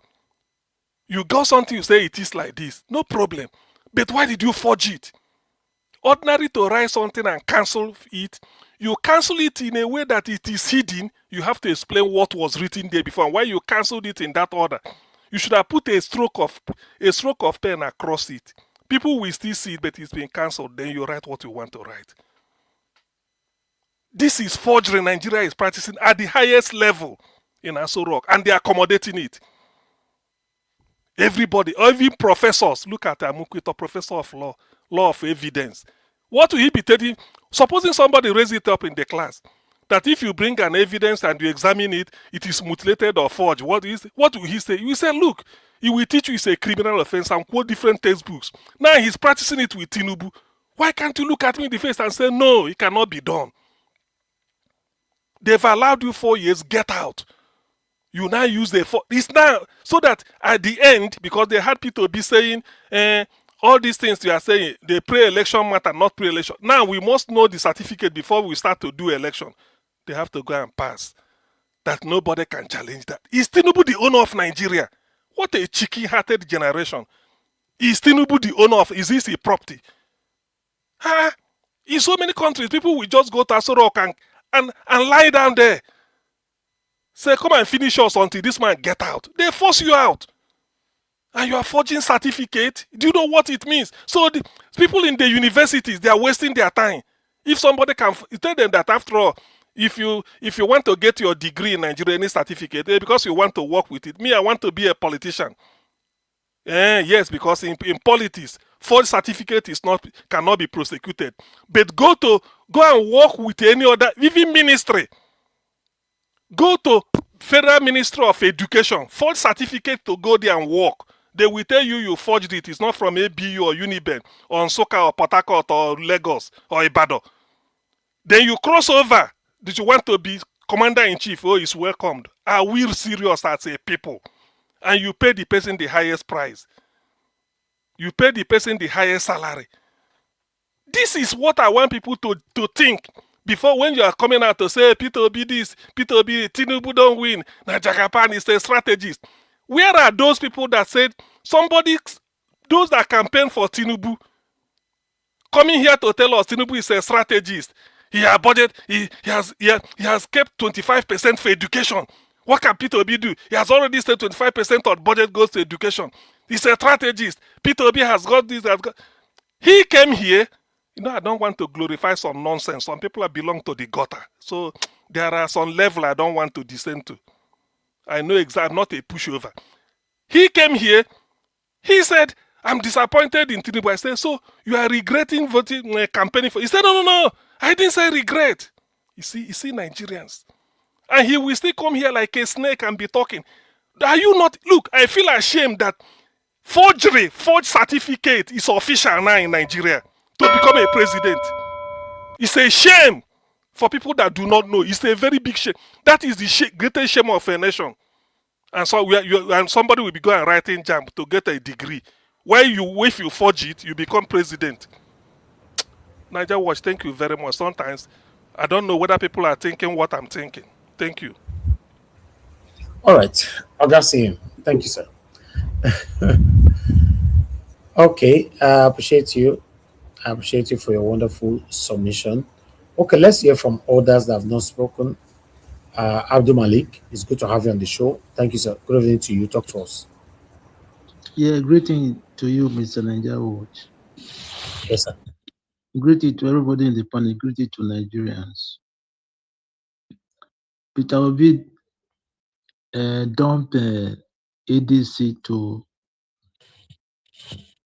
for NDC. It is good move. It's good. Because what they are doing now in that ADC is like nobody want to step down for each other, which is very bad. What is the meaning of coalition? If they want to colonize, what is the meaning of that? Is it not to conclude to stand with one candidate? Coalition, but they don't do like, I don't really understand those people. How many years are they? They are still fighting for powers. Look at European, highest prime minister or president you see in Europe here. We know up to 65,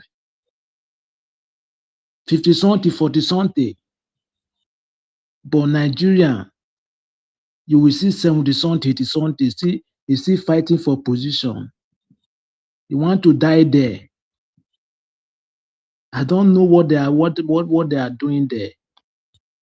But the one they have been doing, but there is no result. There is nothing come up. All they are fighting for is just to loot and go and store the money in the Western world. There is nothing else. No faculty of thinking to know how to develop their country. Imagine you have a country, presidency, no government official can be hospitalized in your country. You go to another mass country to go and hospitalize. If you have headache or anything, is it not stupidity? Africa, what is the problem of Africa? Our thinking and mindset is very backward. There is no devil. Black people, they are devil. Have you ever seen devil before? The answer is no. It's between we human beings. Among God, for we are devil. Yes. That is the reason why, if you take a look, all those olden days cases like those prophets. Have you ever seen black prophet? There is no black prophet because all the prophets, they are clean. Yeah, they are righteous. Africa is I don't understand the way. That's why the country is not moving forward. Imagine, almost 2 to 3 months, right? There's no light. What a country! 2 to 3 months. Why Asuron they deprived from electricity? They go and store solar in the Asuron. What a country! Who does that? You that are supposed to provide electricity for your citizens, right? But you deprive from electricity. You went to go and store solar for Asuron. What about the people that they don't have money to store solar? How are they going to survive? Like the one that have a small scale business. And those are the people that boost economy in the country. All those middle classes. You have people that have small scale businesses.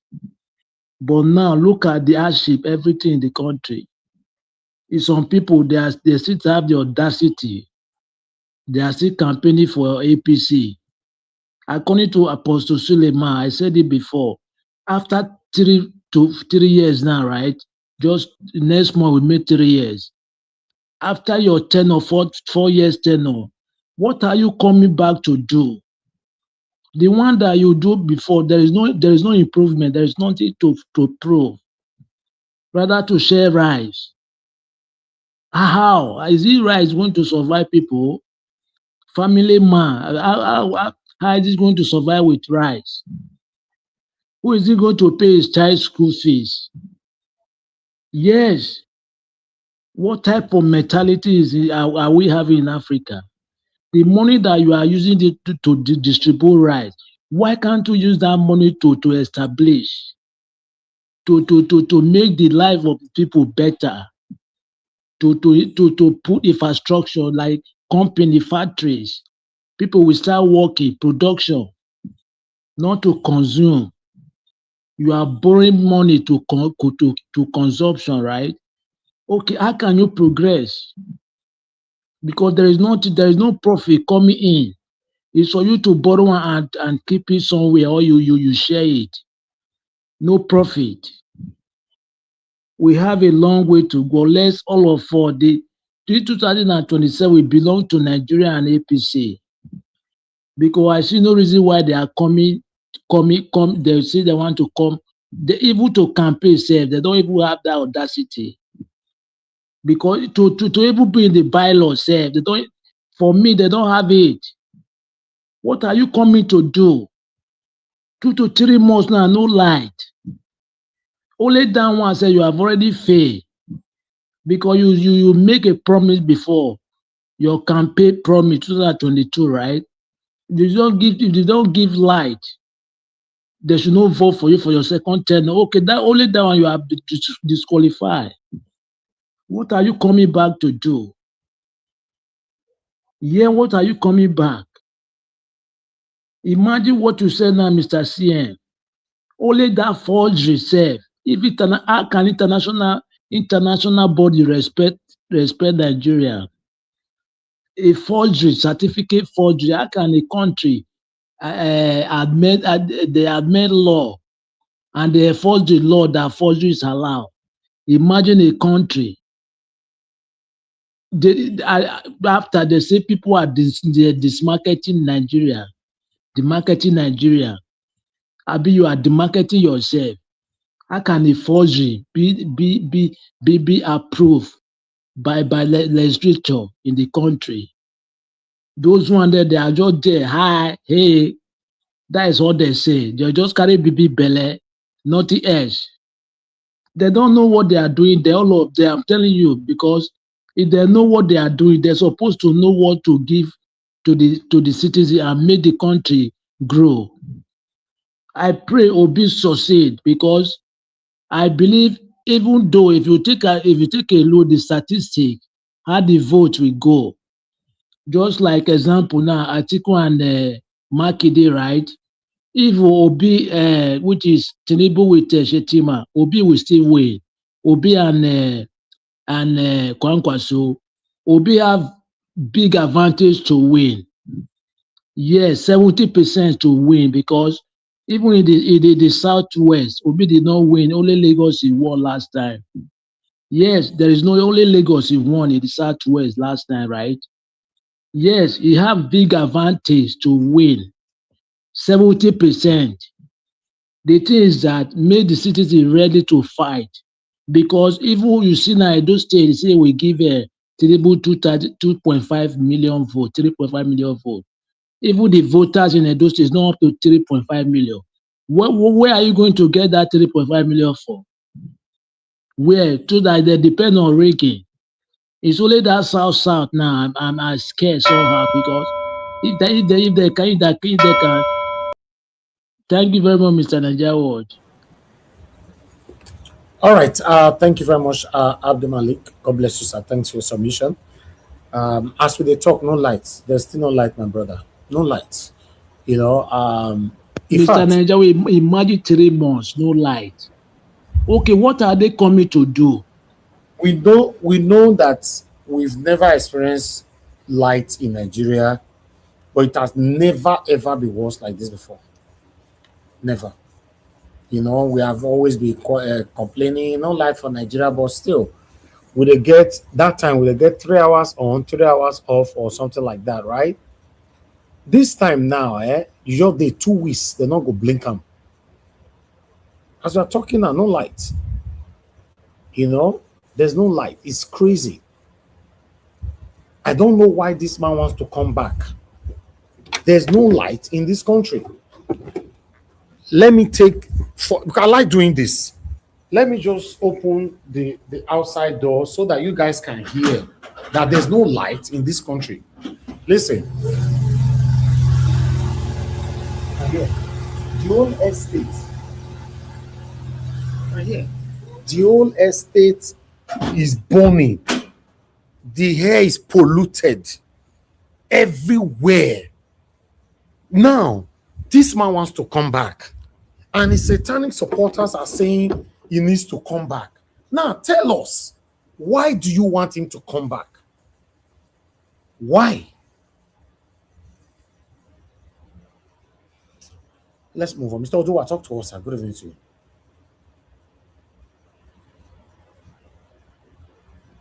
So, Oduwa, you're not available. Good evening, Mr. Najawash.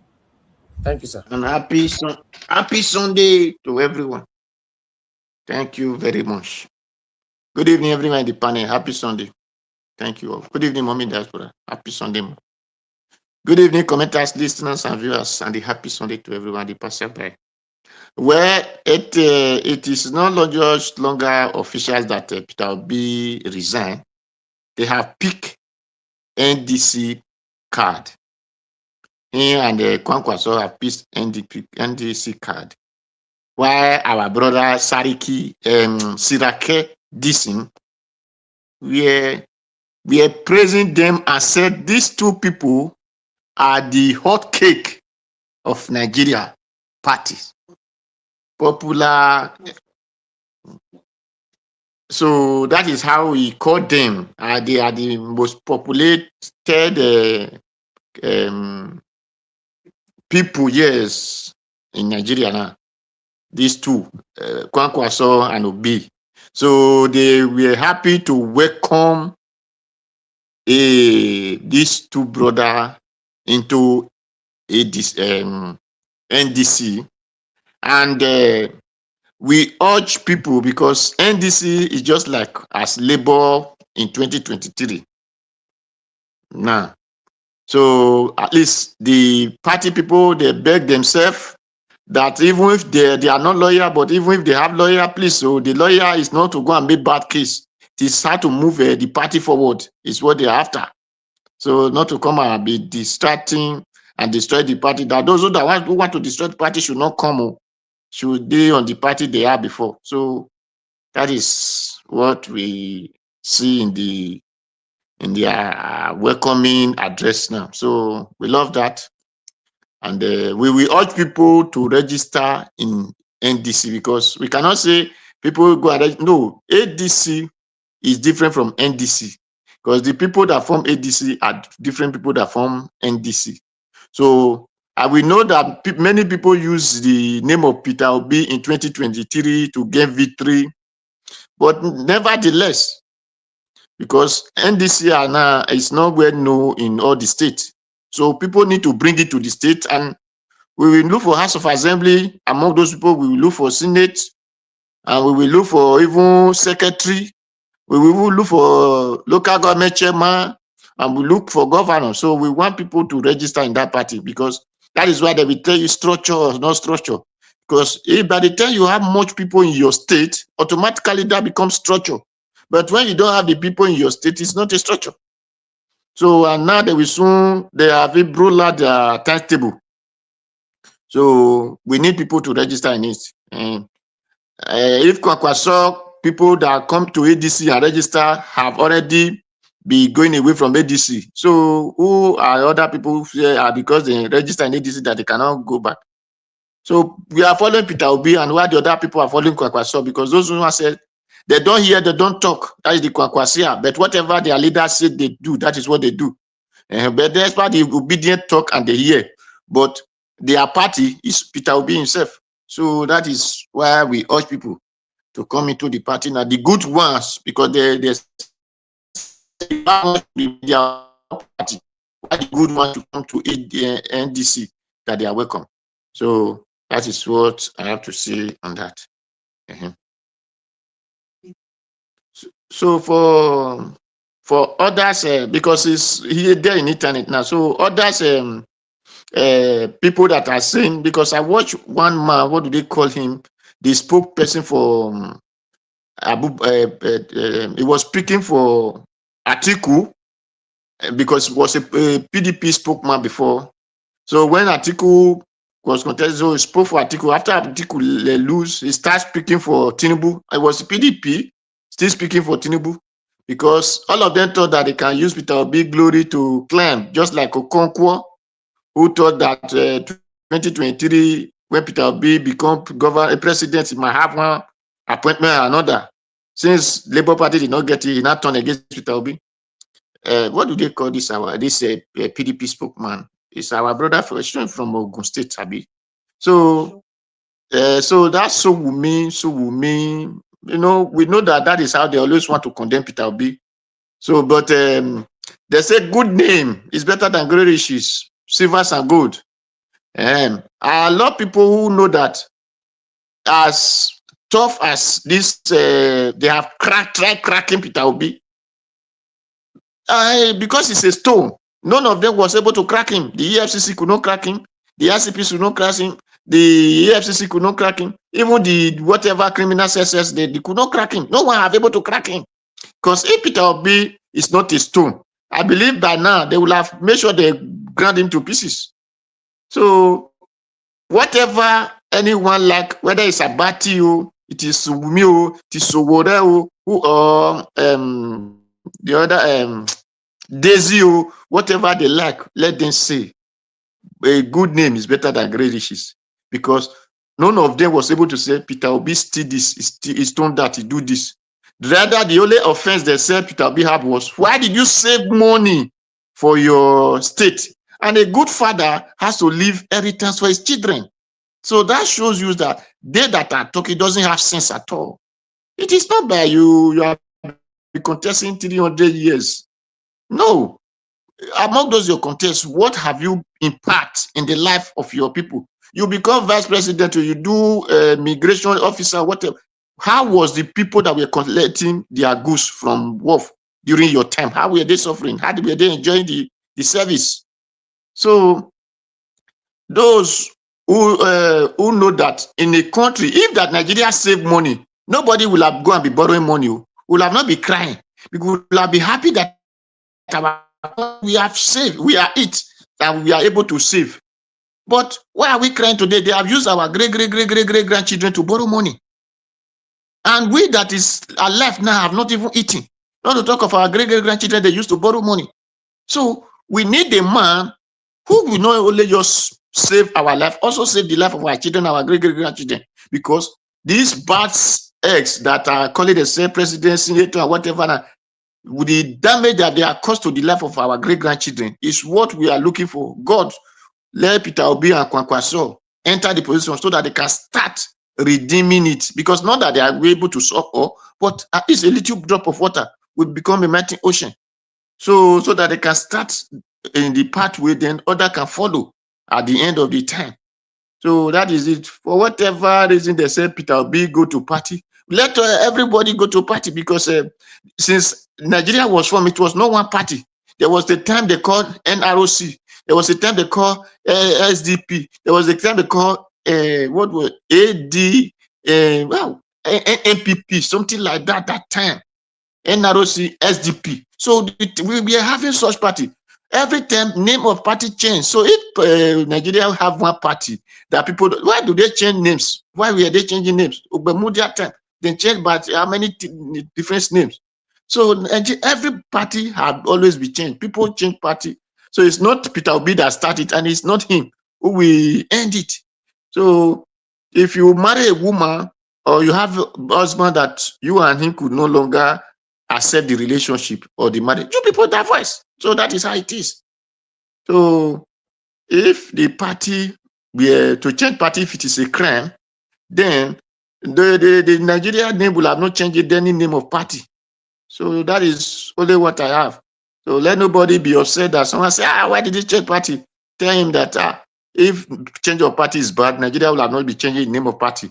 We'll have just have it as they have it in America, Republican, and the other one. That will only the name we will have just have. So for that, Nigeria, it is not Peter Obi will start it and we will end it. Well, thank you, Mr. Nigeria Wash. Thank everyone. Thank you.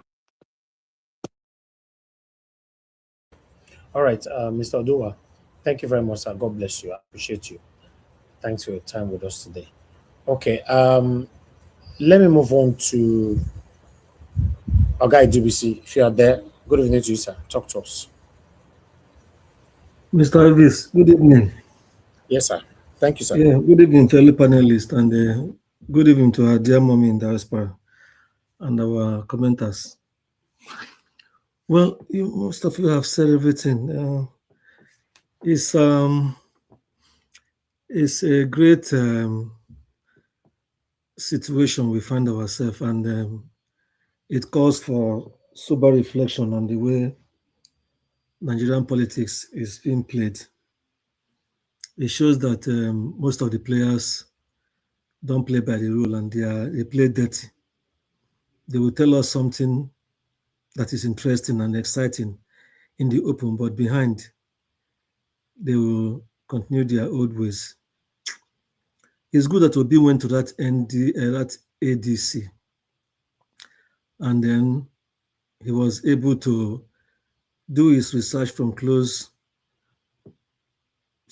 point, and was able to know that these people have not really changed. Though he knows many of them, but at least he was able to put more people in that category. And then it has happened the way it happened. I'm happy that he left. You know, some time ago, we are all debating on your platform, Nigeria Watch, that some people say, oh, he will end up as Atiko's vice. But some of us told them that if they truly know this man, some of us who have followed this man from when he became governor of Anambra State, he did some uncommon things that the regular Nigerian politician will not do. He's not after any personal gain. His own is just to serve the people and go away. You see, even this 4 years tenure that he said he would do, I know, God willing, if he becomes a candidate of this new party and God help them, they win, he becomes president, it will take, I don't think he's going to go beyond that 4 years. He's a man that likes keeping his words. If people say, oh, you have done very well, continue, he will say, no, my word is my word. It will take something extraordinary. I even doubt it. So that is the kind of person this man is. He has said he will not be anybody's vice. And if things get out of control, and he makes every effort to ensure that things are done properly. If they don't want to do things properly, if the majority are all wolves trying to eat him up, he will just quietly leave. He gave an interview some days ago, and see now, he has left them. He has nothing to lose. That is the kind of man this man is. He's willing to just walk away quietly and maintain his honor, the little honor he has as a man, and the fear of God he has. This is the kind of man he is. This is someone who, if he's in countries where things are done properly, everybody will be clamoring for him to be the next president. But see our country. See how our country is in disarray. But some people who are equally pained as some of us, who are equally suffering, seeing the pain this man, Tinubu, and his acolytes are inflicting on the country, and on them too, can't go in and search their heart and say, no, we can't continue this way. Let's give this man a chance, who has shown in his private and public life that he can be trusted, he's accountable. So it has happened. My only pain now is that I don't know how long it will take, how many days or weeks are left for parties to submit their membership list to INEC under this new electoral law, because that will determine whether some of his supporters, who are equally politicians, who followed him to ADC or who joined ADC because of him, will move out of ADC to come to this party he has joined now. That is one issue. And secondly, they all need to still go to their ward and register, because this man Tinubu will look for every avenue to puncture a hole in this NDC, all to pull a bit down. So if the law, they should look at the law properly. If the law says for you to properly register in a party, you must resign properly from your old party and then go to your new party, to the ward level, and register. Let them do that. Let him do it. Let Kwankwaso do the same. Let others who want to join do the same, and let them hurry up as well. I just saw on Twitter now that one man called Omar Ado, he is one of the men who wanted to register this ADA, but for whatever reason, INEC didn't make it to the final line. So the man is raising issues. He has made a comment on some shows, but it's like he wants to go to court to compel INEC to give reason why they registered NDC, because he felt NDC was not among the parties that were on the line to be registered. But Sereka Dixon, who is one of the major movers of this NDC, have come out to counter him and said that this party has been there trying to get registered even before, by 2017. So, and then they followed the processes. So you can see now that maybe this Omar Ado now, even if he was doing it alone before, is another thing, another way for Tinubu to now move in and try to cause trouble there now. But to hope the courts, they will be sensible this time and throw away any litigation by that Omar Ado and allow NDC to be. So that is one thing.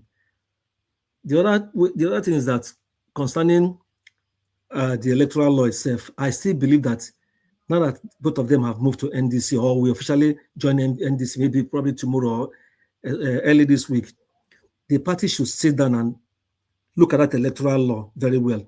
All those sections of this new electoral law that are in conflict with the Nigerian constitution, they should gather a good team of lawyers, and they shouldn't even wait for the entire opposition to go to National Assembly and put pressure. You should just go to court, because any act of parliament, any law that is made in Nigeria, the law says, the constitution says, if any other law comes in conflict with the constitution prevails. So things like certificate forgery or age falsification that this crooked or criminal National Assembly under Akpabio has allowed can be challenged in court, and the court should do the right thing, that they know it.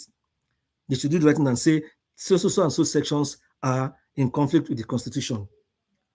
Because if they don't do that, it means it's another freeway.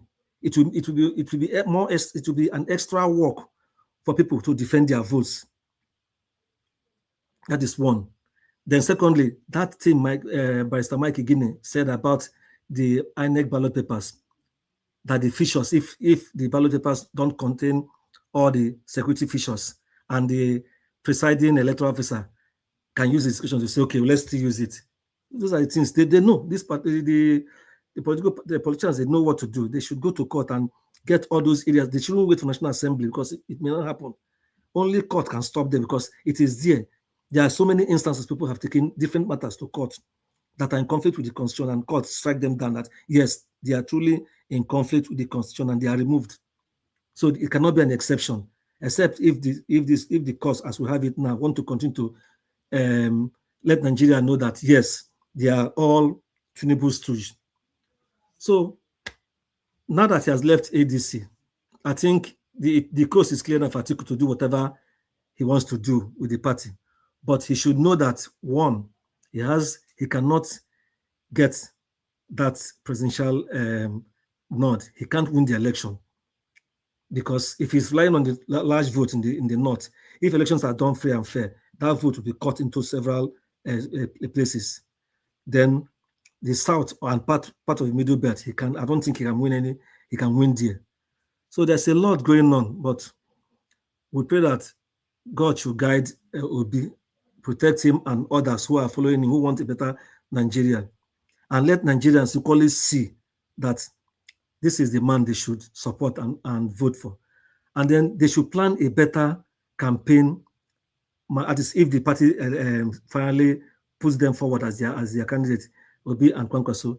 The party itself should bring out a robust plan, their manifesto, and a robust campaign plan, including machineries to counter whatever these other parties are doing. So those are the things that will be done. If not, we are still going to be in a serious mess.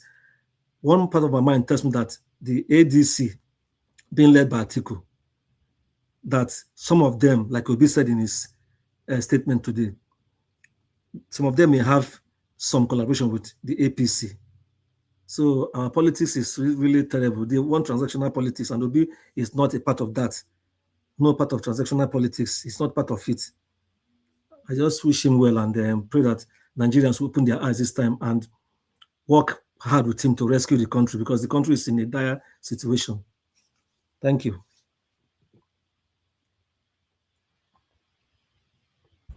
Thank you, sir. Thank you, Oga DBC. God bless you. Okay, the last person on the panel, Oga Chris. Thank you, sir. Good evening to you. Talk to us. Mr. Chris sent a message on the private chat, sir. You won't be able to speak. I didn't see that. Okay, it's not available right now. Okay, that's fine. Before we continue, I have this couple of videos that I like to play. So this video might take altogether 10 minutes or 15 minutes, but let's start. I would like to start with the topic that we just finished before I switch to the next topic. Dominant. Recently, Obi moved there, and I've said it. Obi is the only life in ADC. There are other people there. Atiku is there. Excuse me. Amechi is there. I never said they are not human beings there. I'm saying they are largely spent forces. Obi is. Let Obi don't go to ADC. Let Obi go to another party. Let's say Obi is in Accord. Accord will become. Is that? Excuse me, I'm saying it to be. Obi is the only traction. Obi is the only meaning. Obi is the only factor. Obi is the only person in ADC that matters. And if Obi had not gone to ADC and has gone when Obi went to Labour that was never known became one election to House of Rep. I'm not saying Obi will win this election. I'm not saying Obi will not win this election. But I'm telling you, even if they don't feed Obi, if ADC fails to feed Obi, their case will be worse than they are coming together. All right, so please do watch out for the full interview. Really say that anybody that betrays the coalition or a united opposition, I will work against that person, even if it's Peter Obi. Because I understand clearly that in fighting someone like Bola Tinubu, who is an undemocratic, a non-democrat, an election thief, and a mandate robber, you cannot afford to go before that man or go against that man in an election that you are not, is not even fair in the first place, that has been rigged against you, and not have a coalition of forces. So I stood to accepting that I may not like all of these guys, but that is the only way we can survive, because the greatest danger against Nigeria as it was the Bola Tinubu brand of politics. So it's something we have to do away with as much as we can. So, and then when I began to see all of the noise happening with the ADCs and now the NDC, I took my time to consider the fact beyond all of this propaganda. There's an agenda to give Peter Obi a bad name. And if you know me so well, you know that I will stand for the truth when it comes to politics like this. There's an agenda. And the Atiku and APC camp are cooking this agenda. First, they are lying that Peter Obi is requesting to be handed over the ticket on a platter of gold, without work, without primaries. But that's a lie. Listen to Peter Obi in this video. And it was very recent. Very, very recent. It was a money primary. Will not be. What if this one becomes tolerant? It will not be, because it's a primary. What if it will never be? I can tell you. We are sure. We are sure. We are determined that it will never be. That we are a new set of people ready to sacrifice. I am asking that if Atiku Abubakar becomes a presidential candidate here, what would happen? Nobody will be through. Everybody will emerge through a transparent primary. Right. I assure you of that primary. We want to build a new Nigeria. That Nigeria is a Nigerian that will be built on transparent primaries and good election, because we're going to rebuild the country. We want to start doing things properly. Can't you see our country collapsing today? You know what it means that we moved from number 8 in terrorism list in the past 3 years to number 4, and you're still talking about transnational primary. We need to start fixing it. We need to fix our country. People are dying. Mothers can't go to hospital. Children can't go to hospital. Children are out of school. Nobody is secure. Even you now, you can't travel to your village. And you're talking about transactional politics again. We want to keep transactional politics and make Nigeria work. We want to build a country where a child of nobody can be somebody without knowing anybody. Right. We want people to get jobs. Our children are all over the place looking for a job. They can't find food to eat. So and you're talking about primary. No. So that's it. By the way, I'm quite impressed with the confidence that Peter Obi is going to the 2027 elections with. Very, very confident. And he's the man of vision. You see how well at every given time he's going to talk about the vision and his change initiative for the country. I can tell that his vision is very contagious and his confidence. All we need to do is to ensure that we follow this confidence strategy and the people go ahead and vote on the election day. I'm sure Peter Obi has something in the offering. Planning to quit ADC tomorrow, being Monday, to join NDC, according to ADC chieftain Buba Galadima. Now, Buba Galadima did not go into details to explain to Nigerians why P2B and Kwankwaso is leaving ADC, but we all can put one and one together and come to a conclusion that it's only because of Atiku Abubakar and or because of this current regime, because this current regime have been trying so hard to frustrate P2B and ADC. But people like Atiku Abubakar, for example, let's be honest here. What has Atiku Abubakar got to offer Nigerians politically? To me, in my opinion, Atiku Abubakar should just resign, retire, go back to the village, look after great-great-grandchildren, do some farming and look after some animals and walk around and keep fit in the compound until the day your time comes up. Then you can look after us from over there when the time is right. Atiku Abubakar is done politically. In Nigerian political system, there's no space for Atiku to perform any miracle. How old is Atiku? How old will Atiku be next year? What has Atiku got left to offer us politically? There's nothing. If Atiku truly loved Nigeria, Atiku should have stepped down long time ago. Atiku has been stepping out for the last 30 years now, wanting to rule Nigeria. There is nothing left for Atiku Abubakar to offer us politically. Atiku don't love Nigeria. If he truly loved Nigeria, Atiku needs to step aside, honestly. And this current regime, on the other hand, we all know how INEC, the judiciary system, and this current regime have been trying so hard to frustrate P2B and frustrate ADC. We all know what is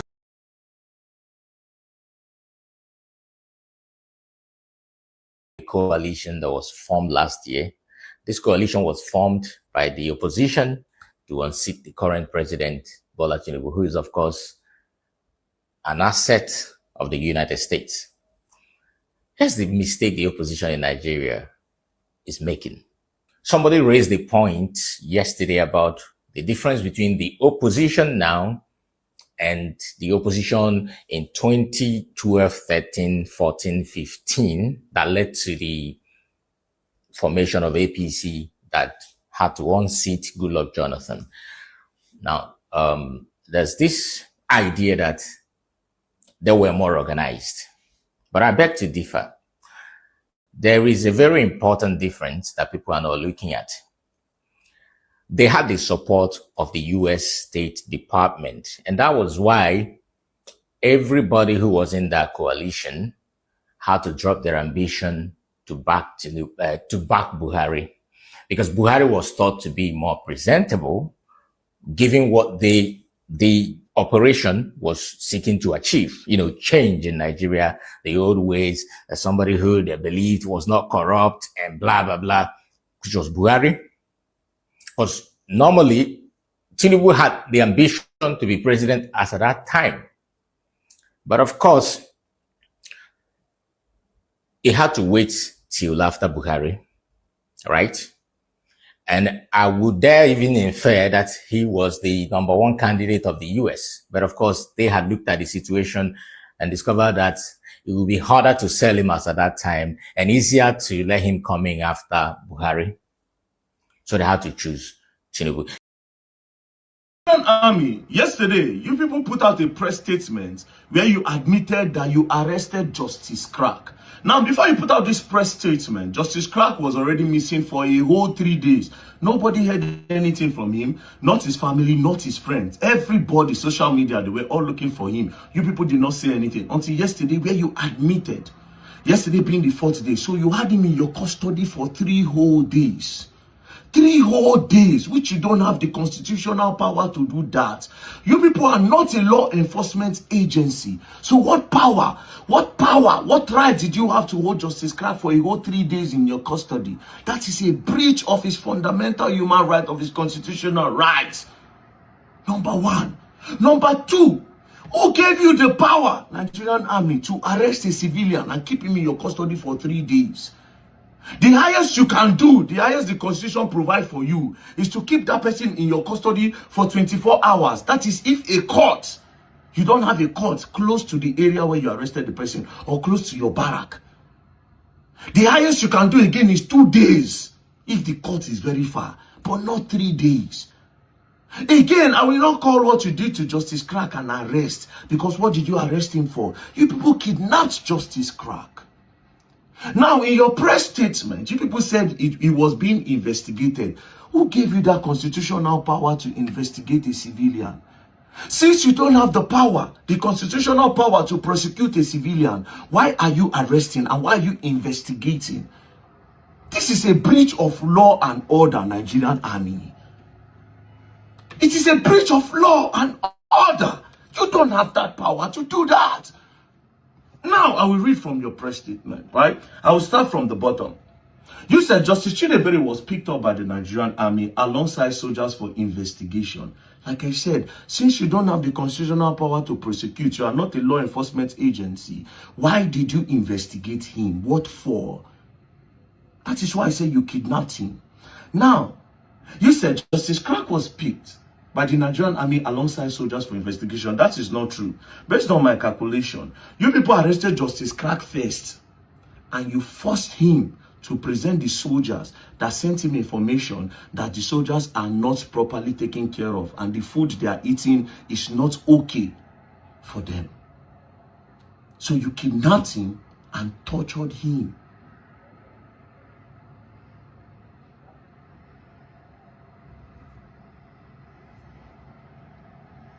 Now, this country is crazy. Now, they said, I'll go up.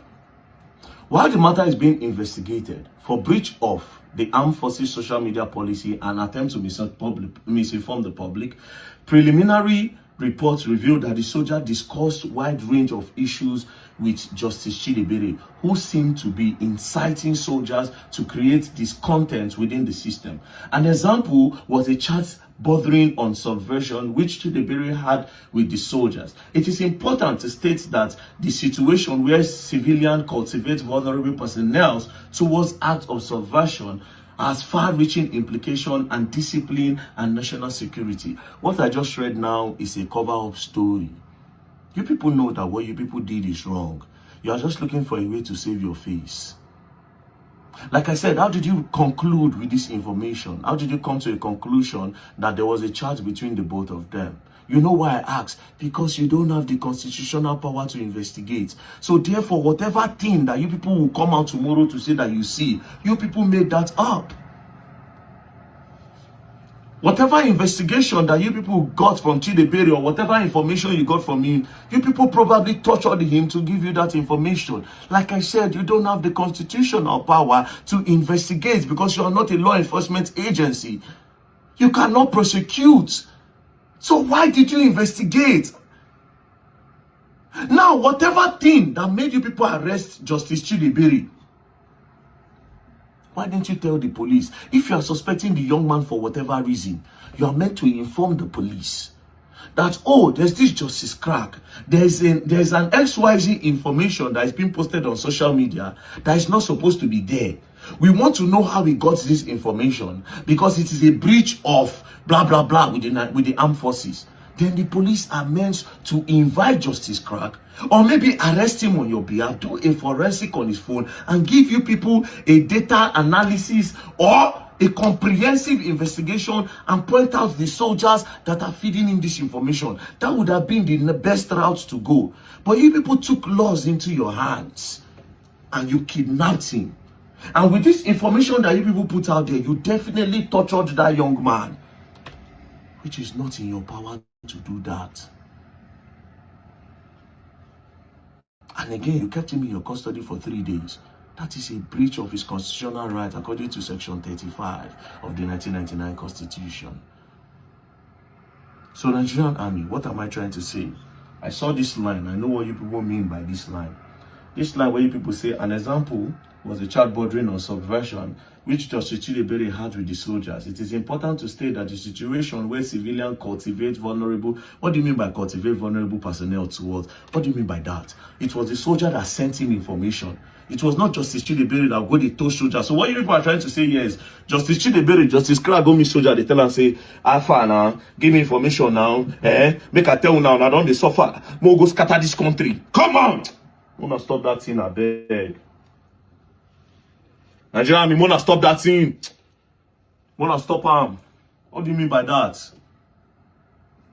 So in a nutshell, what these people are trying to say here, when they said, an example was a child bordering on subversion, which Chidebere had with the soldiers. It is important to state that the situation where civilians cultivate vulnerable personnel towards acts of subversion has far-reaching implications on discipline and national security. When they don't come national security, when I want to look for where go put reason for that boy, like I calculated and I saw before.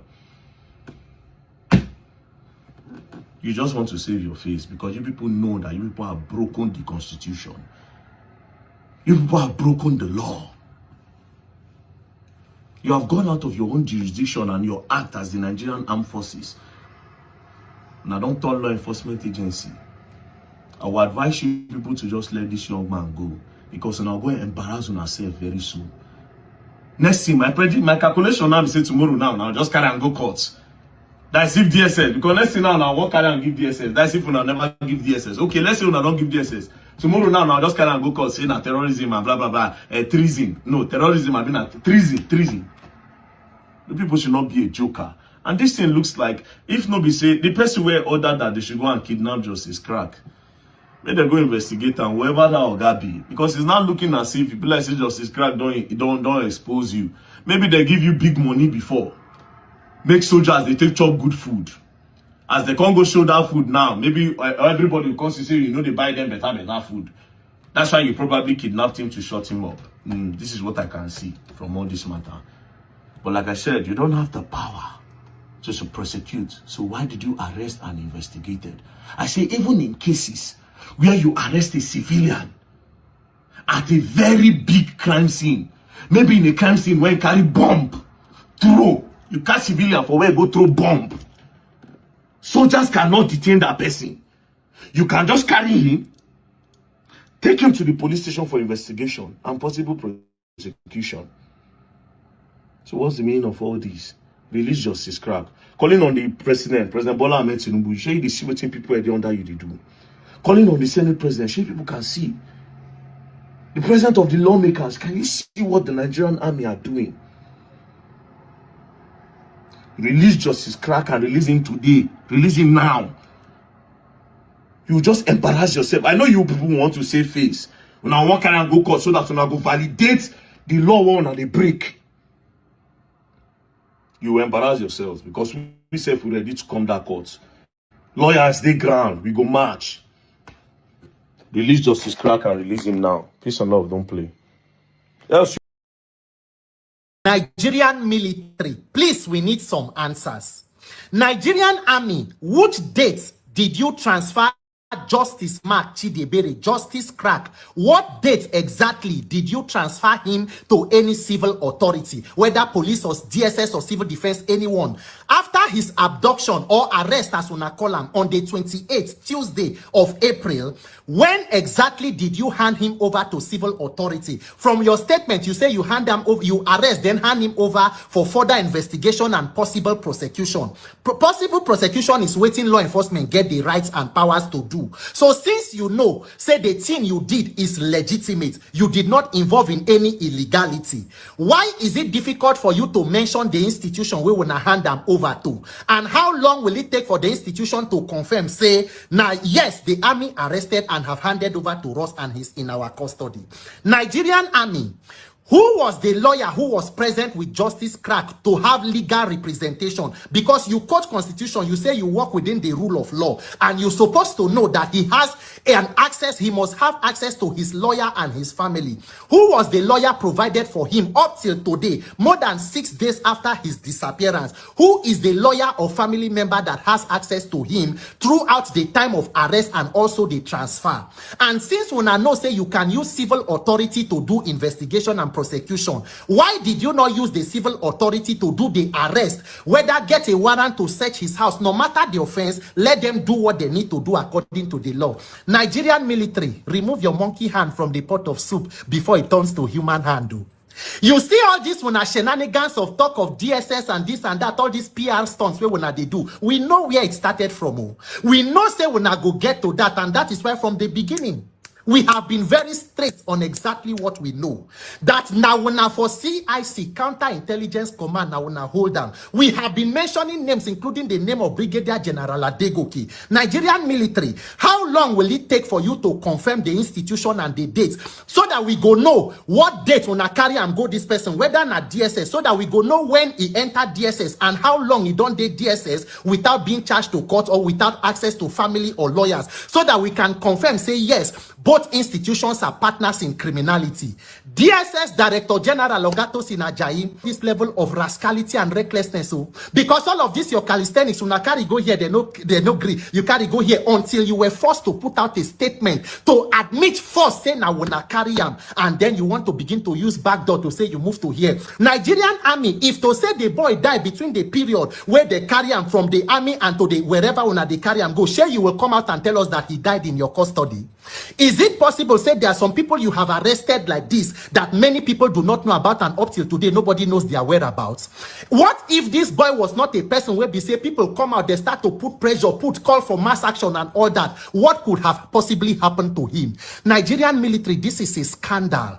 You are one of the well-respected institutions. It is a shame and a disgrace what is going on today. Nigerians, we must wake up and deliver ourselves. Any country where military, defense and armed forces leaders, they compete with politicians who is more corrupt and criminal-minded, such a country is in trouble. And that tells you why Nigerian insecurity don't become multi-dimensional business. Minister for Defense, General Christopher Gwabin Musa, are you living up to expectation? When they carry you, you left as CDS, they brought you to be Minister for Defense. People were excited. People, they thank God. You go church, they do Thanksgiving. People say, oh, they have brought a fine officer. Maybe there will be a difference in the ministry. What legacy are you leaving in the Ministry of Defense? That today, the junior officers will be happy when you came, say maybe their welfare will be better. Are they proud of you? To know that under your leadership, people who speak up for their welfare are being abducted and detained, and military officers are being dismissed for complaining about their welfare. And you expect that the more you dismiss those who complain, the people who are there fighting will have the morale to fight. No wonder we don't end up with a situation where terrorists are more motivated than our gallant officers. Nigerian Minister for Defense, are military laws made for the officers, or officers are made for the laws? When the laws are not okay and the people are not okay, so they should not speak up, and those who speak up should be abducted. What a shame and a calamity. Nigerian Army, you can fool some people sometime, but you cannot fool all the people all of the time. Since you are able to put up the unfortunate statement, the acting spokesperson for the Army, Colonel Apollina Anele, so after how many days of holding a young citizen, this is the unfortunate statement we will not fit put out. Nigerian Army, if you like, hand over Justice Crack to hunters. If you like, hand him over to vigilante. You must release him alive and well. Because the statement you don't put is an indictment of the army. It don't show, and the world must know that a citizen is being held in detention without access to any lawyer or family for days because of which offense they say he made a complaint on behalf of military officers. We go come that Ministry of Defense. Make we kukuma stay there, make una carry all of us, because injustice to one is injustice to all. Nigerian Army, remove and stop all these shenanigans. Badly beaten, and his life is at stake to the point that the DSS rejected acceptance of him. Though the Nigerian Army has gone out public to now own up that they kidnapped and abducted him, and from reports he has been beaten, brutalized. He was tied under a tree for over 72 hours under intense heat. They beat him like a common criminal. And so when you see videos of these militants, these bandits, these terrorists kidnapping people and beating them, you see them very well on English Alaji's page. And you think that these people are they are not civilians. Obviously, from this Justice Crack's story that is in public, and those that we are aware by intel, we can tell you that the truth of the matter is that it is either the Nigerian Army are the ones doing those kidnappings, or they are training the people that does it, because they work in the same way. Very classic kidnapping case. Kidnap you against your wish. And now they had a lot and lots of condition on the man that is there. And then they were beating him. You had access to his phone. You had access to his social media account, because the guy was kidnapped in a way that you will not be able to delete anything. You even arrested one of your own that you said was communicating with him. Yet you still went on to brutalize him to the point that the DSS is not scared that if they accept this guy dies in their custody for any reason, it will be that the outrage will be on them. That please go and treat him. That is how DSL literally, as our reporter is reporting, go and take care of him. Let him have a stable health. Then bring him to us. We can accept him, and let's do whatever I want to do. Otherwise, you have done damage. This is too much. This is too much. That's how bad it is. So the Nigerian Army, as it stands just now, is, you see all those videos you are seeing everywhere of kidnappers and all of that. If the Nigerian Army is not the one directly involved, they are the one training the people involved. That's what it means. Because you can, what is the difference? No, excuse me, what is it? And that's why the war is not ending. Internal sabotage. Because now the Nigerian Army, their own statement is saying that the guy was trying to cause discontent in the military because people are asking for more. There's no so much. This guy, a civilian will not go ahead encouraging soldiers to subvert the law and they react or cause mutiny, as it were.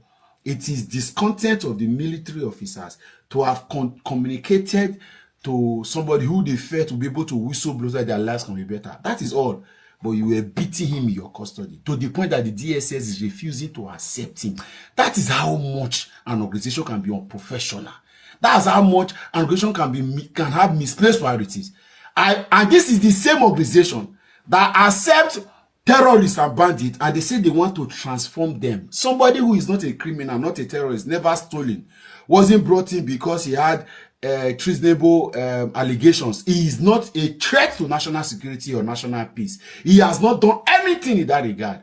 You brutalize him, you beat him up mercilessly.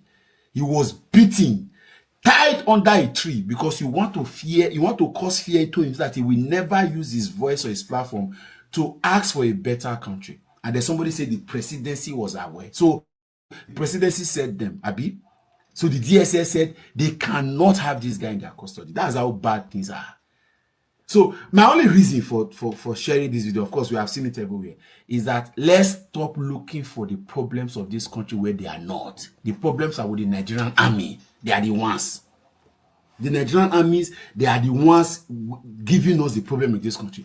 If we sanitize the army, of course, General Sani Abacha even made it clear that there is no way terrorism will live or will last more than 24 hours if the government is not involved. In this case, the Nigerian army has been the greatest beneficiary. They are the one getting all of the budgetary. They are the one doing all of the pseudo fighting. Whereas, because why will the military act like kidnappers, bandits, and terrorists? Boko Haram, ISWAP, ISIS, Lakarawa. Why are they acting the same? Why do we have the same mode of operation? Why? Why are you kidnapping people for ransom? Why are you beating them in your custody? Since when? So before the day, well done. Good evening, sirs. Good evening, sir. Good evening. Before the day with that finish, and I will not put it on record that this is day 6. This is day 6 of the military kidnapping an innocent civilian who only asked them to take better care of their officers. This is day 6. The DSS now, you know, all of them gather be mumu. Our armed forces. What do you even expect when the head of armed forces is nothing to write home about? Tinubu, I'm not sure he's even aware. I even go home for this country now. Anyways, they are trying to pin it on the DSS. Saying at DSS now, you are the ones that want to help them to clean their mess. Information reaching means that you have agreed to clean the mess. Oh yeah, come and give a public statement now. Come and tell us that you are the one that took over from the military. An innocent boy that all he said was take care of your officers was being battered to the extent that you saw him fear catch you with the DSS. They say DSS, yeah, DSS fear, DSS sad. But eventually, you all are morons on the same boat. So I won't be shocked if you have now agreed to take him. If I won't even be angry because maybe you take him to save his life. Because military, the Nigerian military, is so useless that they don't care if this one go. Let me tell DSS. Una don't take him now. Where is he now? Where is he now? Because that cannot park here a day before again. Una don't take him or not. Bunch of riffraffs. A military that will rather pay influencers to come and clean their image. A dirty military. And they go okay, not go there well with you anywhere where you dey. You will never be okay. Beating when you do justice crack, they go do your children bomb. Tears and sorrow will not leave your lineage. As you say, the uniform where you wear now to oppress innocent civilian, oppression will not leave your family. The video now is for the DSS. A DSS, whoever come front, where is justice crack? All of you now, they call each other. You people are calling each other. You people are asking each other, what do we do? The boy turn bone for a neck. Now his spirits go, they fight you now, they go. Where is justice crack, DSS? The last information when we receive is as at this morning, una reject the body. Una see am, una shock, una reject am. As at this afternoon, you people had already concluded because Oluwatosin, head of DSS, and the Adegoke, they are friends. You people think, poor. You think we don't know what's going on? That's what you think. That we don't know. You think all your officers around you listening to your calls love you. You are in for a long ride. Because henceforth, every food you give to the military that they send to my DM, I will post it. This country. If you not do, I'm gonna go wrong, come out for us. Please sack DSS and ask them, when are you issuing a statement? Or when are you releasing the boy? Justice crack. Every Nigerian where they talk who have been adding their voices to the release of justice crack, I just and all of us just want to say thank you very much. God bless you because the voices of Nigerians are the ones that are making a difference. May God bless you. So today we can confirm after the video we made demanding to know which lawyer the military allowed Justice Crack to have before they so-called moving him from military to any civilian authority where they talk. And if he had access to his family, we got a call. With the protest when they plan, they don't call, say make we come with a lawyer to the DSS. So Nigerians, everything where they talk, as we they talk, that is what it is. The unit for military we carry now that counterintelligence command, the same place where we they talk now there they carry go. Since they carried Justice Crack, they blindfolded him, handcuffed him. Daytime they keep him under sun, for nights they put him for cold room. He has even half cold as we speak. So, and then for nights they don't smuggle and go for DSS. They hurry where they carry and go DSS in cars still even deal with the military as we they talk. Nigerians, we can confirm, say the barrister, Professor Sam Amadi, don't go there, they don't do the interview and all of that. We no one talk too much. The message is simple. We will increase the pressure until justice is released without any conditions, because no offense or allegation has been made against him. By the time justice is released to his family, we must also increase and what is that they call them? We must also prevail on the military to get the rights back for justice of whatever damages that must have been done to him, because this was an abduction and the military for days kept quiet on exactly the whereabouts. If not before the pressure and all the talk where they talk come outside, nobody know waiting for happen to that boy. We will not accept a country where citizens can disappear without trace and where military can use this pattern of kidnap of a citizen no matter the offense of that citizen. It is unacceptable. We want to thank you, Nigerians. We don't need to talk the matter too much. Una too much. God bless you. Every single person contributes to the success where we don't record today. We can tell you that Nigerians, you are the real valuable people. You are the head of this country. You are the owners of this country, and you have proven it once again. Make una not let anybody deceive you. Say social media noise. No, they. Nigerians, una get mouth. Hey, God bless you. Keep quiet. We continue to mount the pressure. Yes, we keep the pressure on. We keep shouting. We keep talking. We keep telling them now this is a violation of his fundamental human rights. Yes. So the military, notice on don't escape. We are coming back to that unit for the that particular unit. Now, compensations must be made, and the people who are involved in this must be dealt with. They will face the law, and if possible, they will leave the military for us. Now, not until Justice Crack is out. The pressure continues. It continues. Thank you, Nigeria. Must continue. Thank you. Justice for justice. Justice for justice. You cannot crack justice. All right, guys. Thank you very much for your patience with us. I have to take time to present all that videos.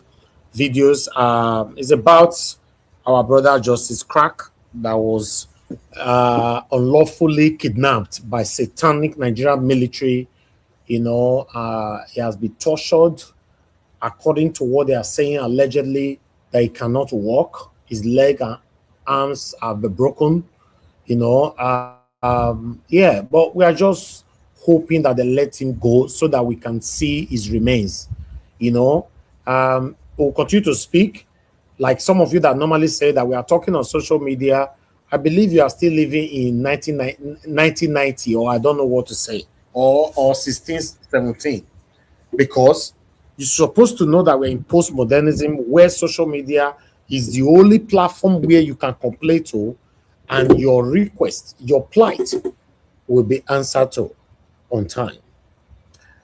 I'd like us to talk on this on our last submission. You know, I'm going to leave this one for the next 1 hour to address. I'm not calling anybody to speak. 1 hour to address this. Mr. Elvis.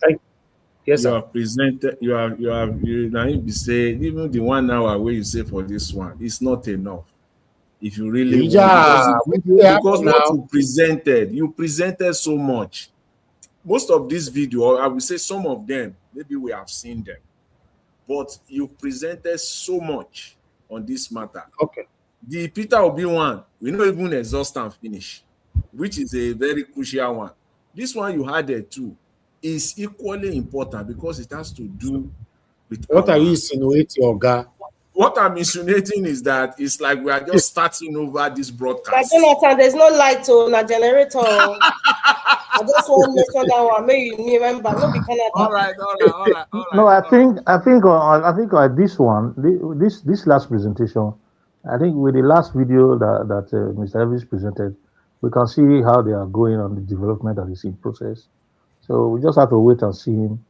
Let's see how he looks before we begin to emphasize on whatever. Let's see him. I think there's nothing to see. We don't need to see anything of that Prince. I agree with that too. Yeah. No, you know understand. No, you know understand when I talk, Mr. Elvis. What I try to talk, Mr. Not be long story. We're waiting with the talk because the last video where you show say they don't see the guy now. They don't know how the state be. So allegedly now be until we see the guy physically now. There's nothing allegedly. Before you see the guy physically, you need to be speaking. But if you want us to speak, now you are the sorry for. If you want us to speak, put 2 hours. So Elvis, now you are the sorry for. I don't know say you go better. More carry 2 hours. No wahala. No, Elvis will carry on. No wahala. We there here. It's not like have to speak. Now somebody now they kidnap. So I beg, we have to speak. I beg. Even though I'm tired, this human being. All of us are speakers. The way it's going, we don't know where the country is even going. So everybody needs to speak, especially when things like this intimidation, suppression, that they are inflicting on concerns Nigerians all the time. Whenever we speak truth to power. Thank you, Mr. Jonathan. Let's start with you. Thank you. Rita, make you help us coordinate now. No, Mr. Elvis, say we did land. We never talk for the first time. Now you go back again. We just did yes. I know say we late come. We'll get 5 minutes first before the one will start. Nigerians get used to consequence. Exactly, you are late. Before I listen, I carry me go back. There's a penalty for being late. More like give 30 seconds. This is too much. So. No, may not be like say we divert too much. May I quickly say a few things about Well, Mr. Chris is there now. Mr. Chris was here before you. He hasn't spoken. I don't know if he's ready, Chris. He's not talking. Maybe he's not ready. He's not ready. Okay, he's not ready. So, okay, go ahead. So thank you very much, everyone. Joke apart, we appreciate what we are doing here. You see, as a matter of fact, in the issue of Peter Obi, I just see the fact that Nigeria politicians, just as I said yesterday, those that are ready to fix the country, they do everything to make them irrelevant.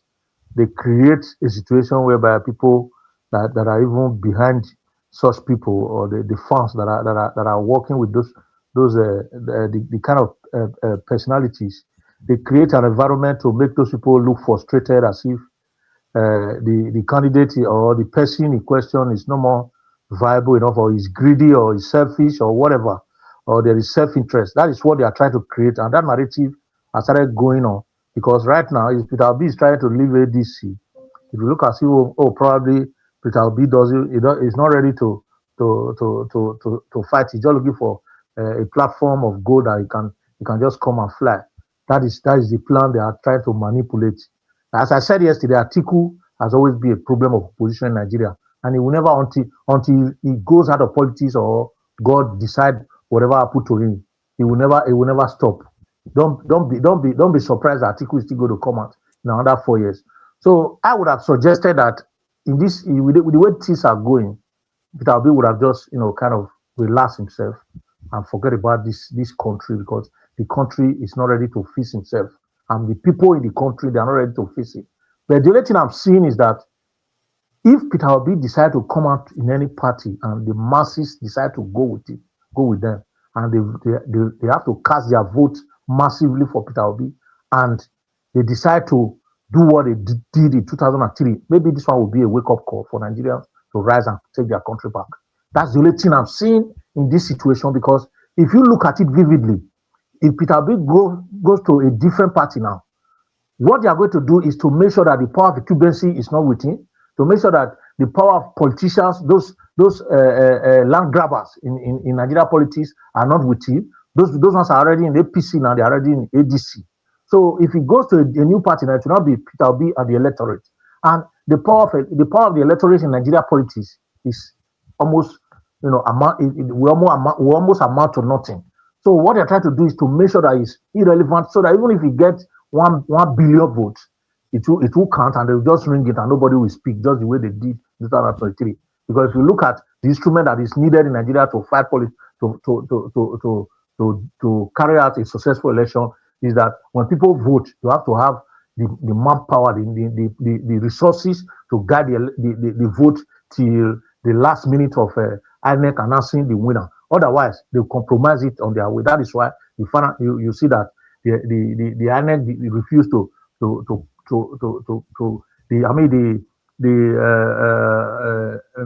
national the legislative arm of government has refused to make sure that INEC is on a clear, definite law that will make election to be free, fair, and credible in Nigeria. So what they are trying to do now is to make sure that they relegate Peter Obi to the background, so that when they do their ringing, nobody is going to speak.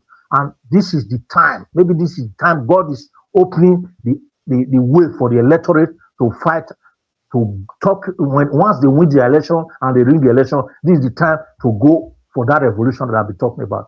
And that revolution is democratically oriented revolution that we need to do. So I will be supporting that. Peter Obi go to another party and see if they can rig it against the people. And the way things are going right now, the people might be able to speak at any point in time for themselves. Because it's only Nigeria that will save Nigeria. No other foreigners that will save Nigeria for us. It's only Nigerians that will save Nigeria. And this is the only way we are going. Thank you very much on that note. I'll relax and let somebody else quiet. Thank you, everyone. Thank you, Mr. Esman. Thank you very much. Mr. Chris Dublin, are you there? I'm only going to call you once, and if you don't respond, I'll go to the next person. So, Mr. Jonathan, back to you now. Sorry, is there any other person that hasn't spoken, for the first time? Okay, Mr. Jonathan, go ahead, sir. So how many minutes? How are you distributing the time that we have? Okay, maybe I'll give you 6 minutes. Okay. Starters. Thank you. Thank you very much. You see, let me just say this. You see, in my first submission, I did emphasize the need, very, very important, that we should not continue this process with a defeatist mindset. And I believe that is the correct approach. In my opinion, I believe that is the accurate description. We should not continue this process with a defeatist mindset. If that is the case, we might as well pack up and enter house now. There's no need to go with that cynical, submissive mindset. If you want to continue, we continue. And on this, I've said that what I want to say, I will leave the rest on this Obi defection to NDC. I'll leave it for now. I know that there's still a lot to be said in the coming days. But let me quickly talk on this Nigerian army and the adoption, the what do you call it now? The kidnapping of Mr. Justice Crack. See, we lie to ourselves so much in Nigeria. I think I will start from here. We lie so much, and the lies are just too many. We lie to ourselves that Nigeria is a country of law. Nigeria is not a country where the rule of law operates. These are basic things that at this time, if we are not mumu, if Nigerians are not this mumu, as in top class grade A mumus, then you must know that Nigeria is not a country where the rule of law operates. Nigeria is a lawless country. You don't need to argue it. You don't need to fine-tune it. You don't need to spin it. You don't have to try to be a patriotic Nigerian or to be a nationalist, or you want to appear good and nice. You can continue in that deception and in that factory-fitted mumu mindset. Good luck to you. Nigeria is a lawless country. It's a country where terrorists are the ones superintending over the affairs of the state. These are facts. It's a country where you have terrorists literally superintending over the affairs of the state. Please tell me, for crying out loud, what has national security got to do with a Nigeria that just put out a video or a pictures or video of food that Nigerian military recruits are being fed with? What is national security has to do with that? You put out a video, you put out a picture of shameless food that they are feeding Nigerian army recruits with. If not for the fact that you have a lawless country. What they did to him was simply torture. It's a crime. Pure and simple. You have committed a crime. It's a torture. You gather information under duress. It's a crime too. I don't have to be a lawyer. I can hire a lawyer on this and give him his mandate. Go ahead and do this for me. This is simple. You will not, I will not, see, it is not only the Nigerian army. I will sue the president of Nigeria. I will sue the commander-in-chief of Nigeria alongside with the minister of defense. All of them. They will say the president has immunity. But for record, I will sue him too. If the judge will strike that one out, the Nigerian military will be in for this one. It's torture. You collected information under duress without access to an attorney. His lawyer was not there. These are simple criminality. And if you don't act on them, you are only buttressing the fact that it's a lawless country. You have a terrorist organization, pure terrorist organization, calling itself armed forces and armed forces. So unprofessional. In fact, I can't say something good about my military. Because I'm a Nigerian and I'm talking about my military, the army that I should be proud of. But I'll be deceiving myself to the core if I'm saying that. You have a terrorist organization calling itself an armed forces, an unprofessional institution calling itself an army. No wonder they are rehabilitating terrorists. You don't have a government. Have a group of terrorists superintending over the affairs of the state. This one is enough to get the president, the commander-in-chief, because these are your guys, these are your recruits, these are your personnel. Is enough to get the president to resign. In fact, impeached, because you are the commander-in-chief. You take responsibility for all of their actions. If we are not a lawless country, if Nigeria is not a pure lawless country, the president at this point in time, you should be asking for his resignation or his impeachment at the minimum. 30 seconds. This is staggering. Are you kidding me? And we'll be pretending, we're a country of lies, and we'll still be pretending that we're under a democratic system. What is democratic about this? Thank you, sir. This is sickening, honestly speaking. This is sickening. Thank you very much. I'll leave it there. Yes, the next person is Dr. CM. I'm just going by how I see the screen. Dr. CM, are you there? Yes, you have 6 minutes, sir. Your volume is low. Can't hear you. Okay. Yes, I am. Okay. Okay, I believe. Yes, go ahead. 6 minutes, sir. Yes. Let me say something on P2B anyway. But I can't resist not talking about that. You see, one thing I would like people to reason with me. Not really, I can't force my view on you, but I want us to brainstorm. Atiku was the person that, or is the person that said in 2050, it is the turn of the North. They went up north. Nobody contested. They did their thing. By 2019, he still said it's the turn of the North. He contested, okay, with P2B. By 2023, they said it's the turn of the South. Atiku still contested. By 2027, it will be the turn of the South again, and the Atiku still want to contest. You see the greed? I think at this point, if not that Nigeria, maybe our journalism is one type of thing, just maybe get to Obasanjo and then woo him. Let him tell you more. Let him give us a testimonial apart from what he has said about Atiku. This is a man that sometimes I look at him. You see, it is even, it defies logic that somebody with P2B CV and people will be recommending P2B for Atiku to go and be vice president to a crook. That's why I ask people, where really do you want, where are we headed? Are you thinking good of Nigeria? You cannot, okay, Nigeria is in total blanket darkness. Blanket darkness. And the man, somebody is in charge.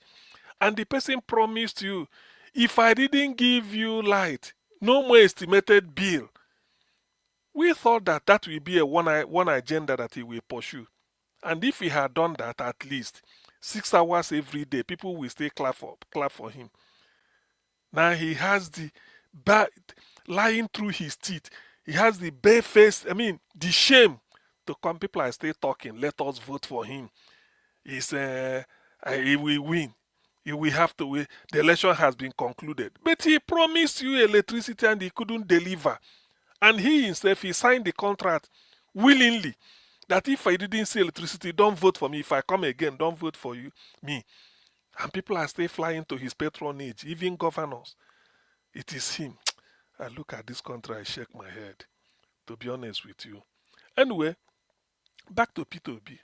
The thing is that sometimes it is better to sell hope than to, start lamenting on something that will discourage people. What the people should look out for is that let us also have P2B in our prayers. This time, NDC, we've not had anything. Before you know it, they may go and look for 50 billion and look for one crook or two.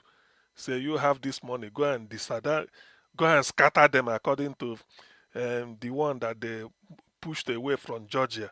Femi Gbajabiamila. Gbajabiamila said, when I went to US, somebody even told me I met some Nigerians there last November. They said it started here. Some Nigerians I met there near the hotel where I lodged for the conference. Gbajabiamila stole the money belonging to his client. That's a thief. This is not a case of maybe as a lawyer you didn't pay your annual due, or maybe he stole the money belonging to a client. He took another lawyer to come and say, look at the money you stole. Yeah. Then he ran back to Nigeria. Look at where he is. Speaker, House of Reps. Look at the shame. Go and scatter, and they will be telling you democracy. You see where we are? So I feel that, P2B has the grace of God following him, but I know God brought him out for a purpose. Otherwise, he wouldn't have gone this far. No EFCC query, nothing till death. So I'm of the opinion that he will stay through in NDC. And do you know the reason? When he left Labour Party to ADC, he went alone. No vice presidential candidate in sight. Now he's moving with Kwakwanso. It is a case of Obedient and Kwankwasia group teaming up to do a massive campaign. Kwankwasia group will be leading from the front. All we want is for ADC in the next few days or whatever to say they've gotten their presidential candidate. Everything fulfilled. Then the campaign will be fire and brimstone. It will be firebrand. Firebrand in the sense that in fact, it will just be as if Nigeria has arrived when there is still so much work to do. Because the joy alone up north and then the down south, everybody will just be everywhere you go. They say it's okay. We are coming. Does Nigeria belong to one man, one crook that is manipulating over 200 million people? One thief like that, manipulating people, and people are just going to him. Do you know what Tinubu is even doing? Because some people don't know. It's like in your house, you have a A4 typing sheet, you have your laptop, and you have your printer. If you know that there is no point going to the bank, you can print money in your house and then put in your pocket and go to party or market and spend. That's what Tinubu is doing. He just printing money. All this money you see they are carrying about, he just printed. They are not earned through foreign exchange. No, Nigeria has stopped any money. He said the one he borrows, he gives to contractors 1 to minute be left, just. sir. Thank you. Give them to Chaguri, as if he's doing it. There's no other contractor than Chaguri. All these ones who are coming, they give you 5 million or they bring a 10 million. Go and share data, boys. They will come to Facebook and be talking nonsense. After talking, they drink Gary and they'll be making noise. Illiteracy is a disease because they don't know. So he just wasting. Nigerian economy is so parlous. There is no economy. Now 30 somebody is seconds. an accountant is now finance minister. What does he know about global finance? Nothing, just to help Tinubu hide money. Let me stop here. It's a shame, really, because when I start saying all this, a lot of ideas, and I get unnecessarily incandescent with rage. But Thank you very much, sir. let me stop here. Thank you. Thank you very much, sir. Mr. NDBC, you have 6 minutes if you're there. Thank you, Madam Rita. You're welcome, sir. Yeah. Thank you, everybody, for speaking. Well, I will urge the army to immediately release Justice Crack. He has done nothing wrong. It is a citizen's right under democracy, and it's even a human right to expose wrongdoing, even in government, be it in the military arm of government or so. So he has done nothing wrong. All these terrorists, they usually arrest and give them shower in jacuzzi and then feed them at the Transcorp Hilton and release them back into society. Those ones that have killed. What I'm just using that euphemism. Is that not even worse? So the young man has done nothing. They should just release him. And like Mr. Jonathan said, the guy should get a crack lawyer to press all forms of charges against the military and against the government in power, because they have violated this. If really they tortured him, torture is a criminal offense. If really they tortured him and all that, and all other things they did to him, he should note it down and then he should go to court. Because this is high time citizens begin to fight for their rights. So these people will know that it is not always free for them to do as they like. We're just talking about the recent killing of a suspect by a trigger-happy police officer in broad daylight. This shows the kind of people who are recruited into our security forces. That is something that area is an area that a good person who comes in as president should thoroughly look at. There should be a whole new set of ways of getting people recruited into the military. Proper background check should be done. For P2B, like CM just said and all of us have said, we pray that this new party will embrace him fully, knowing that he has the people's backing and supports him. Make sure that everything about their party is in order and give him all the support, and then let Nigerians too back him, because he's just doing this. It's like somebody who has brought himself out as a sacrificial lamb to help the country. He's singing a song that Nigerians want, and this is his life. But other people around him, or in ADC, they are doing something else. They want the old system to continue. Like one woman said, who called earlier, they are afraid that he will switch off the light or the tap where their money, where the illicit money they make from come out. So we pray that Nigerians should realize this and know that this is a chance, this is a fight for their life. And they should see it as such, so that when election time comes, nobody will be sleeping or be on the fence.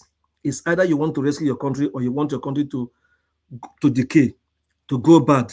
And we should also remember our children and the future generations, that we can't continue this way. The country has large potential to become one of the best in the world from all angles. And we have seen a man who is dedicated to that. All he needs is everybody's support. Thank you. Let me stop here. Okay, thank you very much, sir. Mr. Chris Dublin, are you there? Okay, Mr. Chris is not there. Abdul Malik. Okay. Yeah, good evening, Yeah, good Mrs. evening. You have Rita. 6 minutes. Yeah, good evening. Once again, you see, this Justice Crack arrest is an illegal arrest, and I see no reason why somebody cry out the way you people are feeding the Nigerian army, right? Instead of for you guys to improve the condition of the army, the only thing you do, you just to go and find the way to arrest the man. I don't understand when other country where you criticize government, they will find a way to find the solution for what is they are criticizing them for. But in Nigeria, it's just to try to shut everybody up. We are not in military regime, right?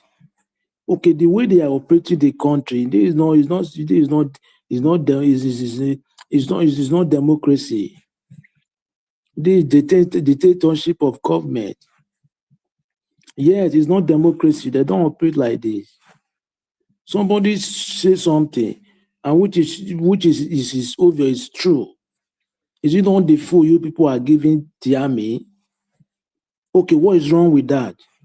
It's for the government to find a way to improve the condition of the food. But all they do is to go and arrest the man. Even till now, say the citizen, there is almost 5 days, right?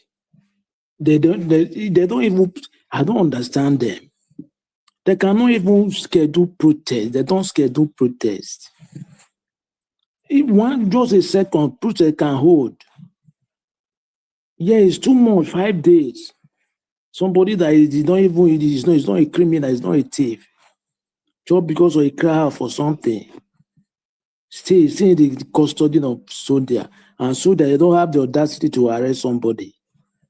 Yeah, they are not the agency. They are not the federal government agency. So their work is just to go and defend the country, so that there will not be war coming to that other from country to another country. But why I saw they are arresting somebody that is not even guilty? Nigeria, every day we hear different type of story. Even the same soldier, is it not the same man that cried that soldier they shot somebody from the fence to go and buy the guy, just a youth cup guy. The guy never really finished youth cup, right? Every day we heard the same story of that in that country. Just because of they don't respect the citizen. They believe citizens, they only talk, they cannot even perform, do something that is tangible to improve their life. Yeah, it is very bad. Therefore, yesterday I wanted to call me, but I did not have link. I even write in the comment section, there is no link. Mr. What is the name? Collins. There is something you say. You say that is the way they structure the system. I will disagree with you a little. You know why? If you take a look back back 60 years back, that is 1960 something, 1970 something, Nigeria was good because there was company, there was production. Immediately when you graduated, you will have job, and the currency it have value then. It's not the way they structure the system. It's the leader we have now, because then the leader we have, they don't have this kind of mind those people have now. They don't steal. Even though they steal, it's not pronounced. Let me tell you something. If you lie, you argue with me. People who start war, they steal. There is no way there is no corruption, but their corruption is not pronounced. You can never detect. That is the reason why the country is good. But in Nigeria, currently today, the way they steal, even though they steal, they will tell you cannot do anything. How can they budget billions of naira for education, for health, for Ministry of Health? But how much did they approve to them? 36 million. But still, the city, they don't even protest. You see? How does that? They budget billions, right? but they just approved 36 million. What is 36 million naira? What is 36 million? That is the problem we have. It's not the way they structure the system. No, it's the leaders we have. Is it not Burkina Faso is not working today? It's working now because of the leader they have. They know what to do to improve the life of the citizen. Yes, I agree with I disagree with you in that aspect. Yes, it's not the only my advice to Peter Obi is this. No matter how they contest, Peter Obi will win. But if he win, then Nigeria fight. So that what happened to 2023 will not happen again. Let them fight to stand their ground. According to Buba Galadima, I said that even coffee contested with Bola Ahmed Tinubu, the coffee will win. It is true because there is nothing to campaign. What did they do? Just to borrow every 3 months. Even currently now, Bola Ahmed Tinubu is not in Nigeria. He jet to France today and to some other country to go. I don't know what is going to attend there. There is really. Thank you very much. Thank you very much, sir. Our Dream Nation, are you there? Okay, I guess it's not there. Our Dream Nation is not there. Prince Collins, sir, your 6 minutes. All right. Thank you very much, my sister, Sister Rita. I appreciate it. Yeah, Mr. Admali, thank you for the observation. Yeah, you made your point. That's right. People can also learn from that. As a matter of fact, I think the problem we have today is that until we are able to elect, or rather, I shouldn't say we are able to elect because we are actually doing that until the mandate of the people is not being truncated in our election. That is where the will of the people will be done by any incoming government. When the mandate of the people is not truncated, the will of the people will be done in a democratic government, because they call it government of the people, by the people, and for the people. So let's ask ourselves, why is there ambushes against military? I'm talking about the issue of the kidnapped activists. Have we ever asked ourselves, why is there ambushes against military officers or military fighters that are willing to fight for this country to liberate us from the hand of terrorism? Have we asked ourselves, why is there a relationship, or kind of, I shouldn't call it a relationship. Okay, why is there a kind of revelation of military secrecy in the military circle, in the military institution? Why is it that the secrets that are supposed to be kept, things that are supposed to be left sacred, why are they coming out? Why is the war against terrorism and kidnapping in Nigeria not ending? Has anybody ever asked himself these questions?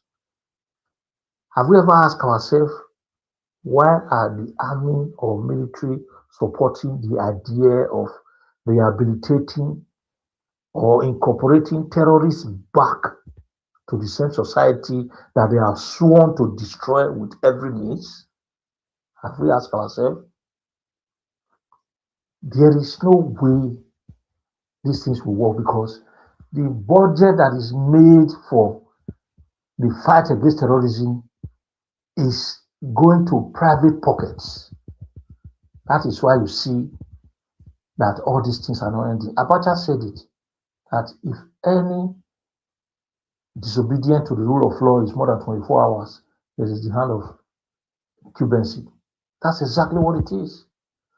So I'm not surprised that this boy is being dealt with, because he has revealed the fact that the military ambushes is not what is supposed to happen, because the military has compromised. He has revealed the fact that There is revelation of military secrecy because the military has compromised.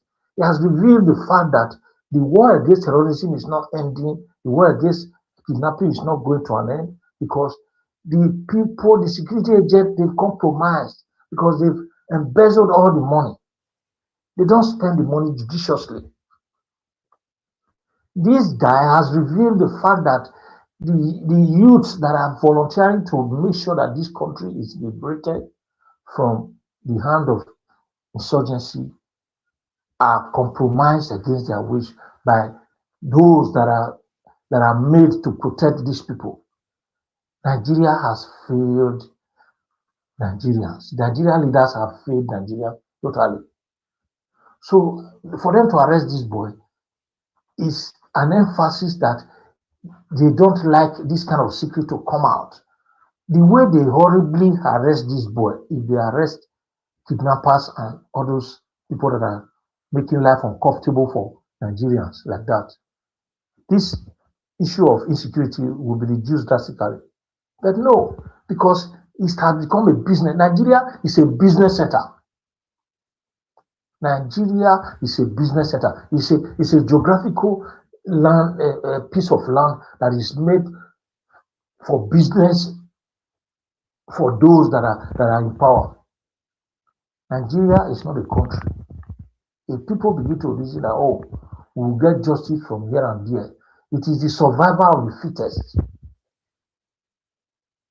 So that is why I said Peter Obi going to a new party is a revolutionary change or a revolutionary movement that will make us know where we are going. Let him go to a neutral party. Let everybody vote for him overwhelmingly, and let's see what's going to happen. So there is nothing we can do about Nigeria until we are ready to rise up. The youth are ready to rise up. Before, Sister Rita, just 30 seconds. I remember an interview that was made with a gentleman from the US that was in charge of, I think it's from the parliament. Mr. Jonathan was, I watched it in Nigeria. Mr. Jonathan was the one that was actually sending the questions in that interview. Mr. Jonathan categorically questioned that man and said, what do you think the America will do to make sure that this insurgency stops, or where we are, we can leave this mess that we are? The man categorically said twice, Mr. Jonathan asked that man twice, and the man said to him that not even Trump or anybody, Nigerians must rise up to take their country. And until we are aware of that, we are going nowhere. Thank you very much, Sister Rita. God bless you. Thank you so much, Prince Collins. Mr. Chris and our Dream Nation, they're not there. I have a question for everybody to answer. I think I'll give everybody their final 2 minutes, except if you want to talk about something else. The question is, what do you think the obedient supporters, or even people, anyone who supports Peter Obi, what do you think they would do differently? Or what do you think they should do differently in order to overcome the obvious APC shenanigans for 2027 election? And as well, what do you think they should do January 16 when they go to vote? I will start with Mr. Jonathan. Yeah, thank you, Ms. Madam. You have 2 minutes, sir. Yeah, thanks for that question. It's very straightforward. It is Nigerians that will fight for Nigeria. All of us. On January 16 or 17, 2027, it is Nigerians that will come out and defend their vote. And from this point on, going forward, what the obedient movement or those that are working for a new Nigeria, all you need to be doing now is just to remain focused. Let us continue to speak. Let us continue to get more and more people on our side. People will think what we're doing is a lie. It's a pure lie. People are listening. We are winning more and more people. It's always a net gain. I can tell you that for free. For each and every time you come on Niger Watch and you talk and we do all this, it's always a net gain. We are getting more people than we are losing. That's why I said earlier, at the end of Madam Rita's first submission here today. I said, what needs to be done now amongst them? One, Mr. Peter Obi must get to Niger Watch. You are enlarging your coast. You want to get more people on your side. This is the place, one of the places where you must come to and talk, even if it is for 45 minutes. You must come, because I know one thing for sure: your coming here will drive more people to Niger Watch, even those that are not supporting you. And over time, they will become, it will be a net gain at the end of the day. So Mr. Peter Obi is not going to be shooting himself in the foot. The people around him, they will not be shooting themselves in the foot. They will want to ensure that this is one place where we can, at the end of the day, get a net gain. It will be a net gain.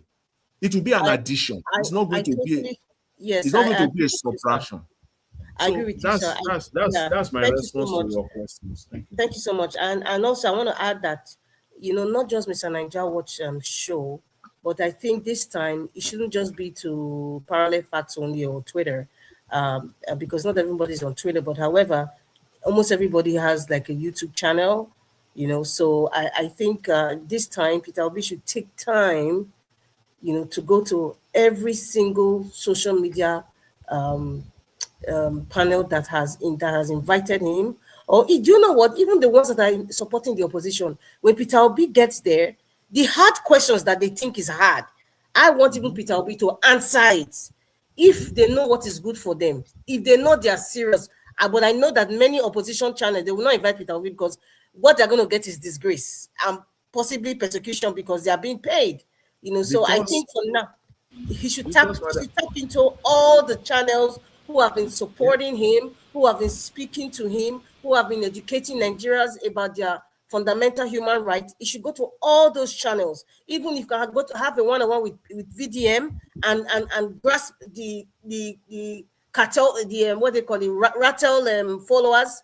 There are so many people with different pressure groups. In fact, the pressure groups like Edo Civil Society and all that, they should, these are the things that Peter Obi is going to be. It's going to be very, very difficult because Madam Rita, that is what should happen. It should spread out this Madam time. Rita, yes, that's sir. what should happen. And when that happens, it will be an indictment on Tinubu supporters. If their own principal will not come out, their own principal will also not come to opposition platform. Correct. It will be an indictment on them. Even minimally, let their own principal come to their own platform too on social media. Even come now. He's not going to come. No, Mr. Jonathan, that's a bait. That's a bait that Mr. Peter Obi must set for them. He needs to go there. He needs to go right now. It's not just for if he can. Every channel on YouTube, let everybody, even Ned Media, just name it, Niger Watch. You see, politics. That is the politics at its very best. When it comes to United States, new age now. It's a new age. One of the comparisons that we use, most standard, that I know you always talk about standard, very profound. And one of the standard we always use in politics is United States. In most cases, we always try to compare United States. When it comes to United States presidential election, you will see the Democrats. They will fight, they will work hard. That is the campaign people, to get their principal to Fox News. Yes, now. The Republican will fight, their campaign team will fight, even if it is once, to get their principal or their vice presidential candidate to the liberal channel. Because you want to win some. You want to win by going there, you will get one or two to your side. Yeah, because so that's what they do in an election. So of course, because right now Peter Obi cannot go to any university. I mean, you see, like you said, US is a standard. It's okay. They're going to University of South Carolina, and so all other universities around students. Everybody has a microphone, and they are asked questions. So they are not going to allow Peter Obi to even speak in any. Even private universities are scared. They will not have. So what does he have? The social media. The social media. Right, so that's the route he should go through now. Yes. So So anybody can also join in and answer the question I asked. Prince Colin wanted to speak, or Dr. CM. Anyone can just speak. What I have to say, for me, I don't if we talk about Peter Obi, I don't think the problem of Peter Obi is voters. That of voters is that has was always been with him. All the electorate, in fact, 95% of Nigeria electorate, if you sit them down in confidence and ask them what they want, none of them will go outside Peter Obi. My fear and what I want the electorate to start fighting for, and that is going to bring about transformation in our electoral system, in our voting system, is how to protect our votes. Let that vote count. Because that is the weak point of the common man in Nigeria. That is my fear. Peter Obi will win every single election. He will win clearly, not clearly.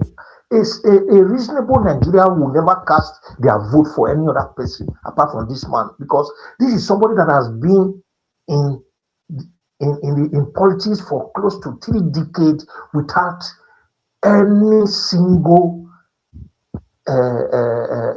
blemish. It's not easy. It's not easy. All this one that we are seeing, it's just like we are just trying to emphasize what he's already got.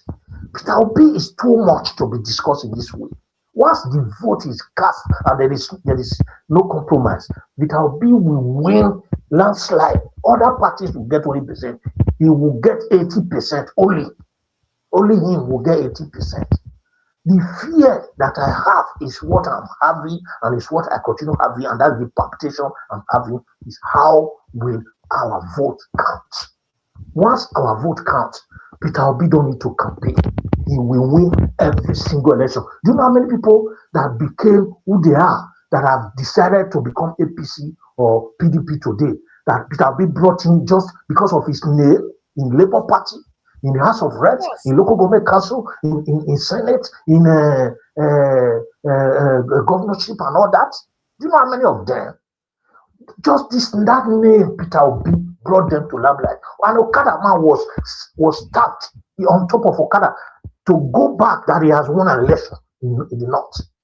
He didn't know how, because he was in Labour Party. Just that one. They give to Obi, they gave to him. They give to Obi, they give. Some people, they carry grace, according to Nigeria President. Peter Obi carry grace. Now make electorate protect this man. That be my sickness every day. Make them protect their vote for this man. Nigeria will change. Until we get that thing. All this one we got to talk. It Obi the trend. What you want to do? Not be only you. There is no viable person that I've ever seen in Nigeria politics for the past 8 years like Obi. He's everywhere. He's viable. Anywhere you call him, he will answer you. That's the kind of leader Nigeria needs. 200 million, for God's sake. We need leader like this present president of America that will come out and speak at all time. Trump. That's the kind of leader Nigeria needs. The giant of Africa. And Obi suit into that position. No other person. Now just when Nigeria rise up to say, okay, yes, our vote must count. Anything will make our votes not count. We are ready to lose our life for it. That's all. Nigeria will change. Let somebody else come in. I'm already in the spirit. Thank you very much. Wow, that spirit is strong. Can I speak? In the BC, you guys can speak up. Okay, let's see him go ahead. Okay, Dr. CM, are you there? I guess he's not there. No, Chris is not there either. 1 hour don't show. 1 hour don't show. We could talk small. Well, thank you so much. You can take it over from here now. Thank you, Madam Rita. I Thank you. I wanted to add something, but okay, no problem. Door close. What do you want to add, Oga Jonathan? Yeah, I want to add something. Okay. Just okay, one minute, Mr. Jonathan. I just want to say, sorry, Mr. Jonathan. I just want to say, like we all should, whatever sources we have to reach Obi, we should let him know about our channel here, so that God willing, he will visit us here one day. That is one. Then our people back in the rural areas, they need to be highly sensitized this time. the campaign team of this NDC, the presidential campaign team, yes, it should be a robust one that has people in the rural areas who can go to speak to them in their local language. Let them know about the pains they are going through, and then so so on that election they will be charged and angry to come and vote for be another NDC candidates, so that whoever brings anything to them, they will just ignore it and do the right thing for their future and the future of their children. Thank you. Yeah, thank you. I agree with you. Let me just say this one or two things finally today, which is I know that the ADC, some few months now, people have been talking about registration. Please, I want to emphasize here, registration, fine. It is okay. But there's what we call the silent majority. They will not damn register for anything, but they will come out and vote. Those emphasis should be placed on those that aspiring to be voted for. It is mandatory for them, for those ones to get registered. And those that want to be party officials on election days or official election workers. You see, for Nigerians, generally speaking, they have made up their mind who they will vote for. Many Nigerians, majority of Nigerians are going for Peter Obi. Those are the silent majority. If you like, go and put music all over Lagos and Abuja and Port Harcourt and Enugu and Kano. They will not come out and register, but they have their PVC. All right. Those ones will vote. And the judiciary, I want to say this. The judiciary, anything starting from tomorrow, the 4th of May, to the end of May, you see any case from NDC in the Nigerian court, and the judiciary accommodated, then they have put stamp that they are the official enabler of the destruction of democracy in Nigeria. All such cases, they should throw it out. Correct. Throw it out. Then from tomorrow, they should not be the enabler. If they accept any case and they allow it to linger, then we know. But we'll see. We'll see what happens starting from tomorrow going forward. And anyway, what I want to point out is I'm from Anambra State. There will be something like dislocations in Anambra, because a lot of people, all these young people, they've taken form for House of Reps, ADC, because of P2B. So they have to scramble and to drop that, change their poster to NDC, because I know so many of them, because of P2B, everybody went to ADC. So you will hear that some people will not tell you no need being in ADC, because without P2B's influence, they can't get elected. That is one of the effects. Thank you. So let me stop here. Thank you. Yes, Mr. Elvis, this is crunch time, Nigeria. This is crunch time. And those of you who have gotten who have gone to register for the ADC, I know Auntie Moni Olagbiyo came here to encourage people here, and Mr. Alabo, but please just ignore that. Nothing. It doesn't. Just ignore registration. If we need to register at all, because you need to be a delegate for the NDC, because the convention is on the 9th of May, please do.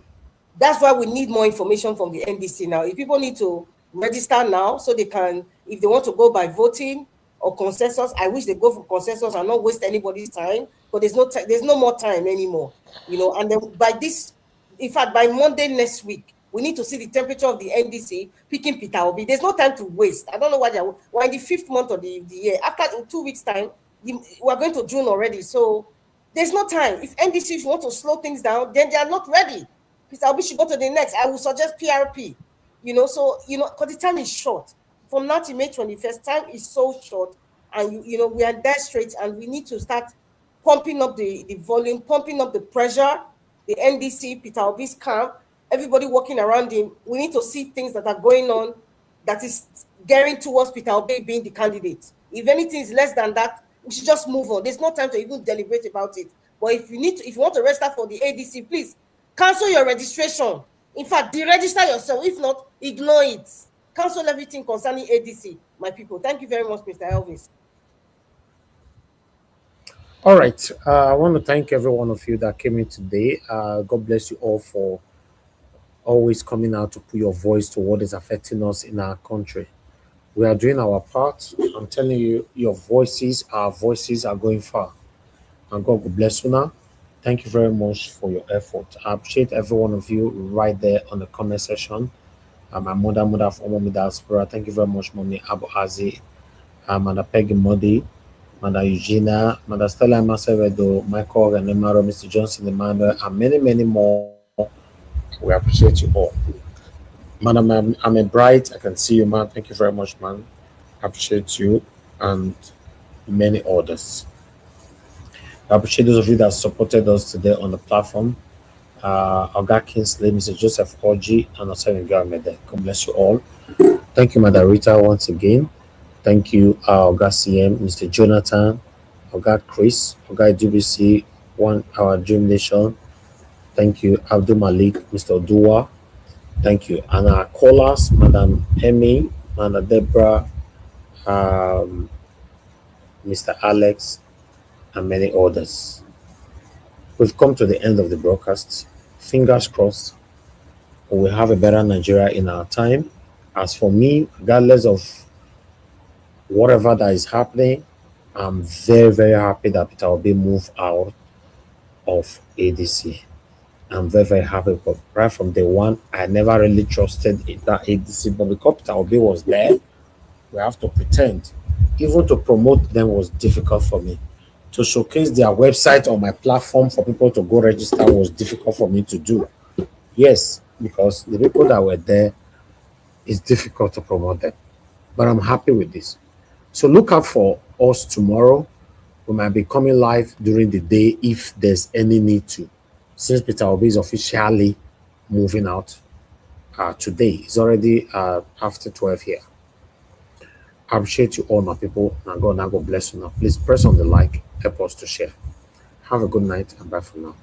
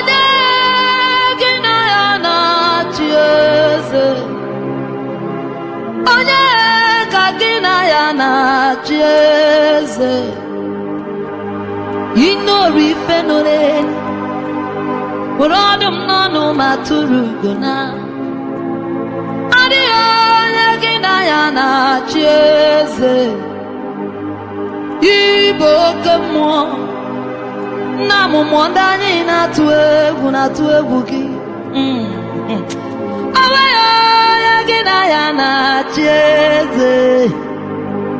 Ane wajara chuku. Mana gibo gajara nedo. Anya gina ya na chieze.